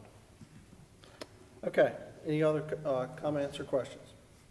I do have to say that I appreciate the discourse that as peers and colleagues on this dais that we often take, and I know we often do our best to lean in with our very best in terms of serving our constituents and representing well. And Councilman Moore, certainly appreciate your comments and can attest. I walked in as IT was getting you help, so I certainly appreciate and understand where you're coming from. And Councilman Hudson, I appreciate all of your leadership and really helping this get to where it is, and the rousing story that was shared the last time when we considered this, and we almost voted it through that night as well. So I certainly get all that, but look forward to us approving this tonight. Any other questions or comments? Okay, we'll do this again by show of hands. All those in favor of approval of the One High Point resolution, please signify by raising your right hand. Okay, all those opposed? Okay, the vote is 5-4, so the resolution is adopted. All right, next on the agenda is the Community Development Committee items. Councilmember Williams will be handling this part of the agenda. Thank you, Mr. Mayor. If you just give me just a moment there. All right. The first item up is item 2022, let's see, 2022-40, Ordinance of demolition of dwelling 1218 Underhill. I will turn the floor over to Lori Loosemore, now Code Enforcement.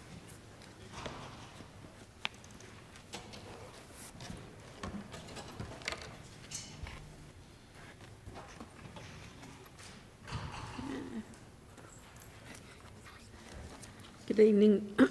Excuse me, again, Mayor and City Council. The first property that we're bringing tonight is 218 Underhill. Oh, okay, sorry, threw me off. Thought I did something wrong. And this property, we had originally, the inspectors had observed the exterior of the property and requested an inspection. Our first inspection was done on January 8th of 2019. Excuse me, and we had a, sorry, and we had a hearing on October 28th of 2021. We did have to advertise this in the newspaper for service. No one appeared for the hearing. We issued an order to repair or demolish on October 29th, 2021 with a compliance date of November 29th, 2021. We originally in 2020, when we had our case, and had issued notices. We did get a call from, on January 3rd of 2020, from Rose Holland. She called and spoke with the inspector. She stated she's the only living daughter in the family and that her mother did not have a will when she passed. Ms. Holland asked about the minimum housing process, which the inspector explained. She stated that she would like to fix the property, but did not have the money, and some of her nephews would like to have the property, but they do not have the money to get the deed out of their mother's name. The inspector told Ms. Holland the city would give her some time to try and come up with a plan. Several weeks later, Ms. Holland called back and explained to the inspector that she did not have the money to straighten out the deed or the money for the repairs, and that the city could move forward with their process. We issued a new hearing, as I stated previously, and we held it on October 28th of 2021, which did include advertising in the newspaper on October 20th of 2021. Miss Elizabeth Rosa, the granddaughter of the owner, called and spoke with the inspector. She advised the inspector they're heirs for the property, but she has no way of contacting them, and they are delinquent in property taxes for 2018 through 2021 in the amount of $1,857. Thank you, Lori. Was that a picture, the last slide I thought was that the picture of the foundation blowing out? Yes, yes, there's some foundation damage. Okay. All right, is there anyone here to speak for or against this particular item? All right, seeing none, I make the motion to approve item 2022-40 ordinance, demolition of dwelling 218 Underhill Street. Second. Okay, there's a motion and a second for approval of the ordinance to demolish 218 Underhill Street. Is there a second? Thank you. Okay, I'm sorry, I missed that. Any discussion or questions? I'll just say with that bow in the foundation, we could probably just go over there and push real hard. I was thinking, if they leave it alone long enough. And this is near the Coltrane House, isn't it? It's a few doors right down, next to it, isn't right. it? And the house right next door, they just bought and refinished it and looks really nice, so Good. it's a shame. Good. Okay, all those in favor of approval of the ordinance, please signify by saying aye. Aye. Is there anyone opposed? That motion passes. That'll be a nice parking lot for y'all now. That's right. Next item is 2022-41 ordinance, demolition of dwelling 701 Habersham Road. I'll turn the floor over. 708 Habersham? Oh, 8, I'm sorry. Okay. Just My making eye sure. jumped right down to 1601, but never mind, go ahead. Just making sure. So we received a complaint about this property through 911 communications. We went out and did an inspection on February 28th of 2020. We held a hearing on February 18th of 2021. Again, we were having problems getting in touch with property owners. No one appeared for the hearing. An order to repair or demolish was issued on August 18th, 2021, with the compliance date of September 20th, 2021. And they are delinquent in property taxes, $15,397 for 2014 through 2021. And we have not heard from anyone about this property. Thank you, Lori. Is there any questions for staff on this? Yes, this is Councilman Holmes. Lori, this property, if someone was to come in and purchase or pay the property taxes at this point, if someone wanted to buy this property and or this land, what would be the process of doing that? To try and do it now, since there's so much delinquent on property taxes, that would have to be resolved with Guilford County and that bill paid. And then the owners who I believe they were local, if I'm not mistaken, yes, it has them listed as being local. They could agree to sell it to somebody, and then they would just have to work out all the back taxes and the selling of it. And usually what I do when a property gets to that situation and someone wants to rehab it is I have them come in and I meet to find out when they plan to close, what are their expectations, what's their timeframes, let them know that we already have an ordinance for demolition, and that we will give them time to fix it, but that if they don't and they pull a permit and start and just do one nail, that we would still demolish the property. And the reason I ask is that I know people who are looking to get into real estate. How do we advertise? Is there a way that we advertise this? How do we get this out to the public so that we may have an investor here locally that is willing to take on some of these properties? We can't, as the city, I can't advocate and recommend to people and say, oh, let me just tell this group about this. It would have to be to a larger group, so that everyone would have the right to it. I can't just slide somebody some information, but to me, usually the biggest things are getting everyone to sign off on the property and then the amount of delinquent property taxes. And I believe there's probably some other public nuisance liens associated with it. So by the time all of that comes up, and then the people who are selling it sometimes want money, the people who want to buy it, they don't think it's worth their money, but I'm open to anything. If y'all have ideas, I'd much rather see them. And a lot of times, as Councilman Williams read in my monthly report, I have quite a few houses that has happened to in the last few months. I'm really worried. I'm hoping everybody does what they say they're going to do and fixes the houses. And if they do, there's no problem. But it's the people who just think they're going to get a deal and just sit there and sit on it, or they're really not financially prepared for the investment. Because if you've ever done anything to a house or heard a horror story of someone fixing a house up, there's probably more wrong with the house than it meets the eye. And people go into it with sometimes some illusions of how easy it might be. Thank you. So any other questions for staff? All right, is there anyone here to speak for or against this item? All right,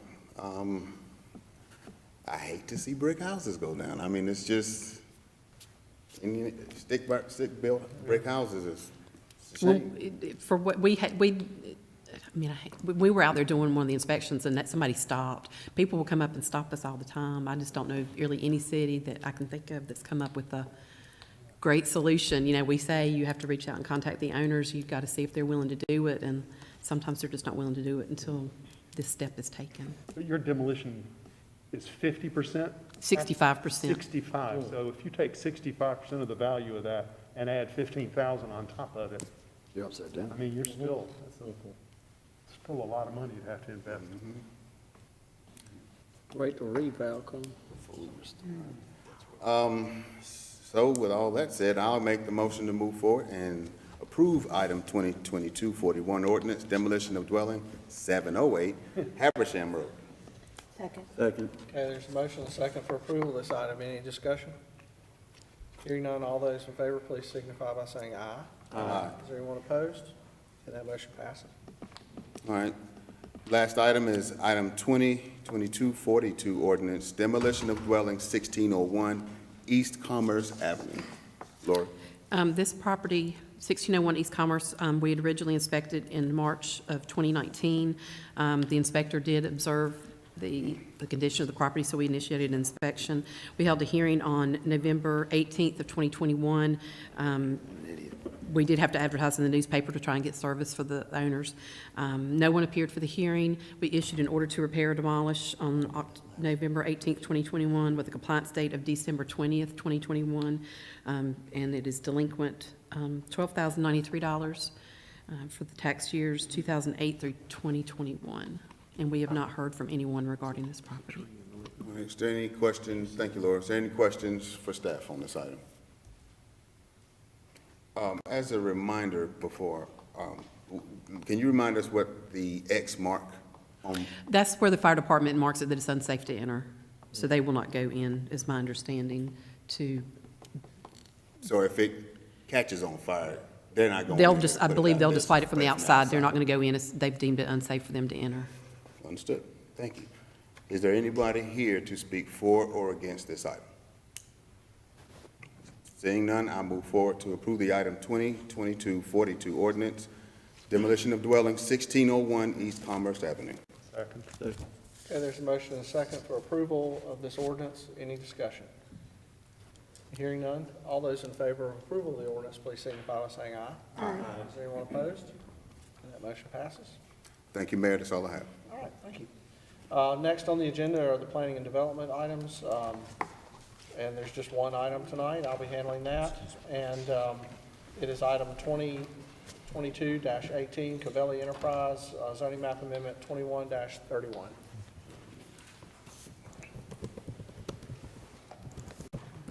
Good evening, Mr. Shannon. Good evening. Herb Shannon, Senior Planner with the Planning and Development Department, and get the slides ready for you.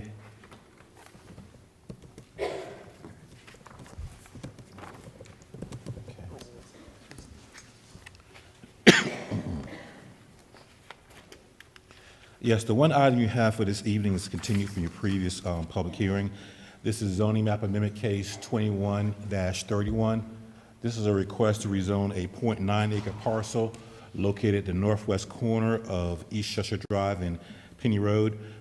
Those who are familiar with this area, that's the location of the Panera Bread restaurant. This parcel was developed with a minor restaurant, that is a sit-down restaurant. The applicant desires to renovate this facility and add and convert it to what we consider a major restaurant. That is a restaurant with a drive-through. When this site was granted its current conditional use general business zoning in 1998, this was one of the first commercial uses in this area. Everything else was still rural farmlands. And at that time, the land use plan had designated this area for office use. We were also updating the land use plan at that time and establishing the East Chester corridor. And there was a lot of concern from council at that time of having strip development along the East Chester corridor. So there were specific nodes of commercial developments approved. And this was one of the first nodes at the intersection of East Chester Drive, Penny, and Skeet Club Road. That a conditional use general business zoning was granted. The applicant has submitted this application to update this to a conditional zoning general business district where they're updating conditions. Specifically, they've offered to remove that prohibition against drive-through restaurants. All other relevant conditions from 1998 that are not currently governed by the development ordinance are being carried forward. So the primary change is to expand the commercial use to include that higher intensity commercial use. At that time, like I said, this was one of the commercial nodes this is kind of the limits of commercial development. But over the preceding years, you had the shops at Deep River, the Palladium commercial plaza that came through with annexation and plan amendments. And you also had a situation where you had industrial developments from the north, from the Piedmont Center extending southward. So you end up with a situation where this 13 acres at this intersection was bounded by the east and south by commercial, zoning and land use, and lands to the north and west for industrial. Thus, in 2015, there was a proposal for additional development, and the staff brought forward a plan amendment to update the plan for this area, the land use plan, and that office designation was changed to commercial. So thus you have a commercial node that's been expanded, looked at by staff through various plan amendments. And in 2015, this corner was changed from office to our community regional commercial to support higher intensity development. Also, in that same year, 2015, the budding sites, the Kickback Jack to the west of the site, and the property of the Andes Custer to the north were rezoned to conditional zoning general business, specifically to support higher intensity commercial development, including a major restaurant as a restaurant with a drive-through. Key policies or observations from staff regarding this request: compatibility with the surrounding area. Adjacent parcels are zoned to support and have developed with higher intensity commercial uses. You have the two abutting parcels to the north and parcels on the opposite side of East Chester allow higher intensity commercial uses, including a major restaurant. And finally, changes in land use policy for this area. That was specifically evaluated by staff, presented to council in 2015. City Council changed the land use policy for this area to support higher intensity commercial development. Thus, the Planning and Development Department is recommending approval of the request to rezone this 0.9 acre parcel to a conditional zoning GB district. This request was reviewed by the Planning and Zoning Commission at their December public hearing, and the Commission recommended approval and stated that the request is consistent with adopted policy guidance because, as conditioned, the requested conditional zoning general business district will align with adopted policy guidance documents established for this portion of the city's planning area. The Commission also stated that the request is reasonable and in the public interest because the requested conditional zoning GB district is similar to previous zoning approvals granted in this area. As always, council must include a consistency statement, and that language forwarded to you from the Planning and Zoning Commission is there for your consideration. That is a brief overview. Are there any questions of staff at this time? Yes, Herb. I know that there were some discussions between the three restaurants there about coming to some agreement on this. Were they able to meet any agreements? I believe they have representatives here to discuss that. The key point that staff has noted to those various parties is the main thing we're focusing on is this request consistent with the land use policies that City Council has established for this area. Staff has made a recommendation of yes. As far as any private agreements, that is a separate issue for those property owners to address. If this is approved, the applicant will have to submit plans for our technical review committee to review. As long as they meet the minimum requirements of the development ordinance, that will be approved. But the key issue for your consideration, is this an appropriate location for a conditional zoning general business district with the conditions offered by the applicant, mainly to allow a restaurant with a drive-through? Thank you, Ms. Shannon. Any other questions for staff? Thank you, Ms. Shannon. Okay, public hearing is open. Two people signed up to speak on this item. First one was Jennifer Fountain. Ms. Fountain, if you'd come forward to the podium, please.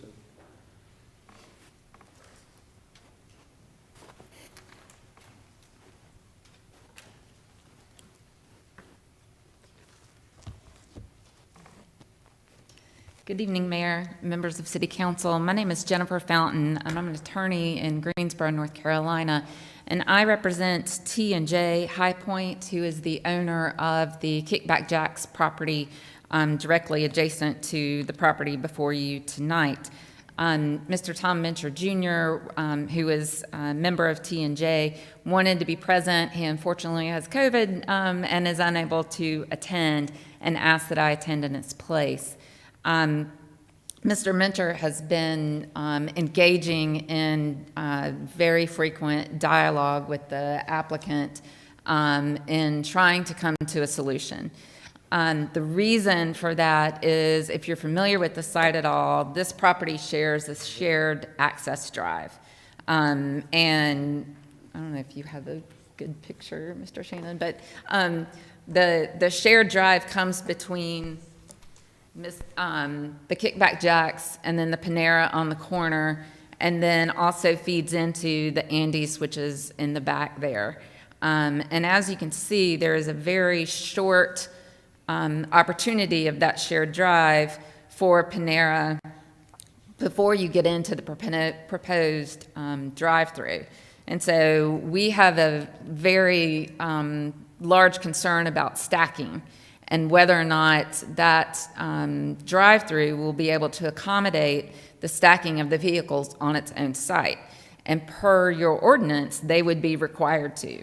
And I understand that and spoke at length with Mr. Shannon about that. Also, we were concerned that there was no traffic study done. I understand it wasn't required per the ordinance. However, we think due to the safety issue of blocking the access drive, which then could cause people to stack into Penny Road, and also due to the concern that the stacking would prohibit people from coming in to access the two other businesses that are part of the IMUD integrated development there. We wanted to be able to come to an agreement amongst the property owners themselves to be able to handle what are we going to do if they're stacking, what are we going to do if there are parking issues. There is no cross parking on this development. It's simply the shared drives. And Mr. Minter has been doing that with the applicant. They came to an agreement back on January 26th, but there was some delay in the applicant's attorney getting that drafted. And so we have the agreement. I believe it's agreed upon in principle. And now it's a question of getting signatures on that. And because it's an IMUD, it would need to be an amendment to that IMUD and recorded for it to be enforceable and binding on the other parties. So we are here tonight. Unfortunately, we want to be a good neighbor. We want to work with the Panera on the site, but we need to protect our business. And if folks are trying to turn in to get to that Panera and can't even get past that first drive aisle to be able to turn and park to come to our business, then we don't feel like a decision should be made tonight prematurely before the parties can come to an agreement about how they're going to handle these potential issues. Because once you let the cat out of the bag, it's really hard to get it back in.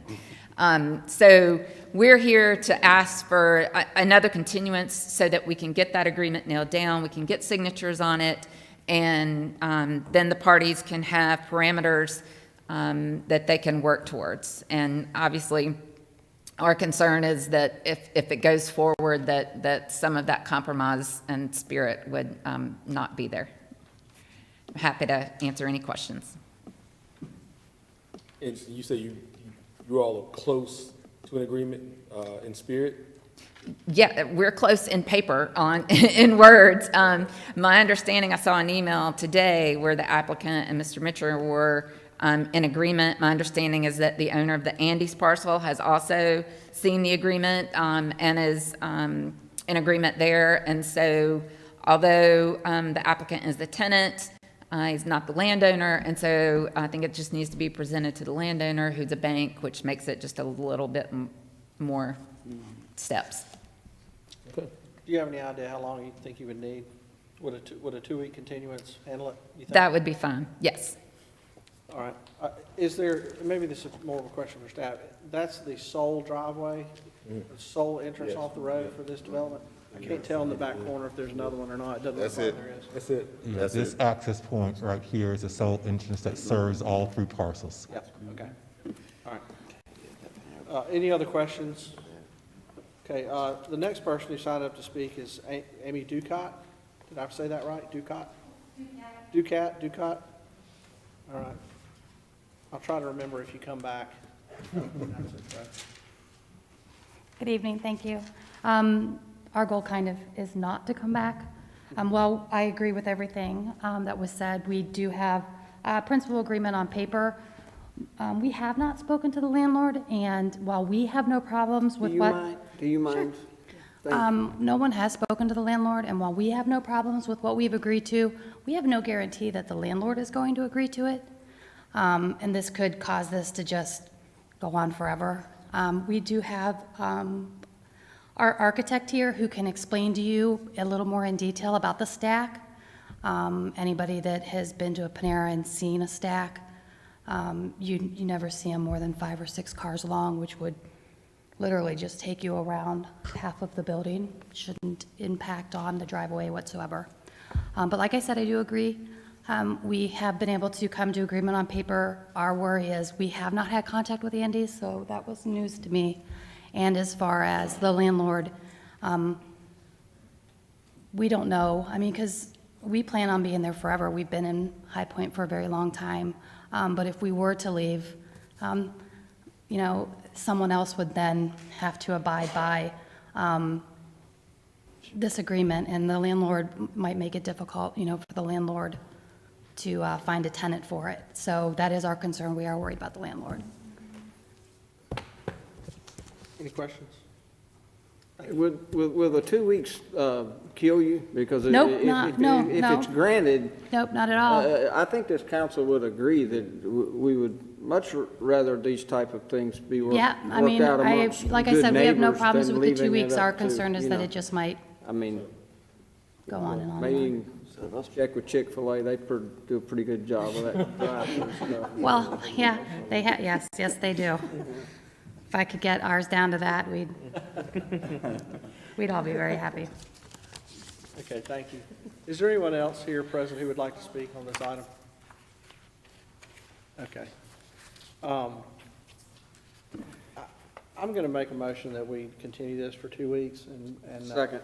You leave the public comment period open? The public hearing is still open. It'll remain open, and we'll come back in 2 weeks and see if we've gotten our signatures and recording done.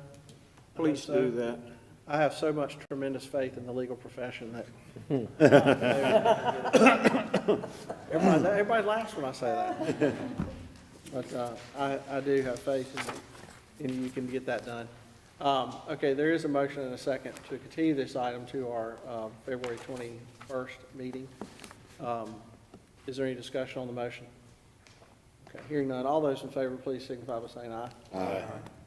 Is there anyone opposed? Okay, that motion passes unanimously.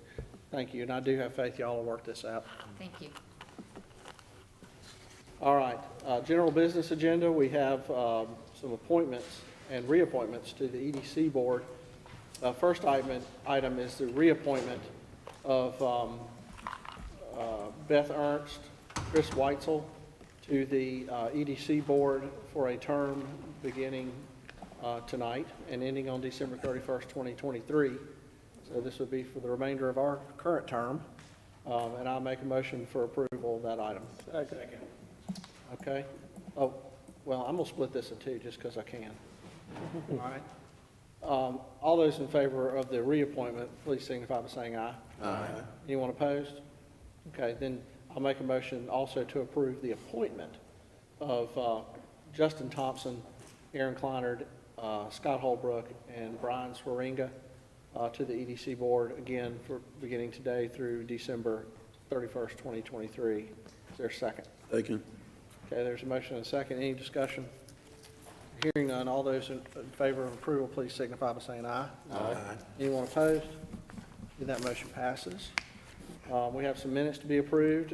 Are there any proposed changes to the minutes? Motion to approve. Second. Motion and a second to approve the minutes. Any discussion?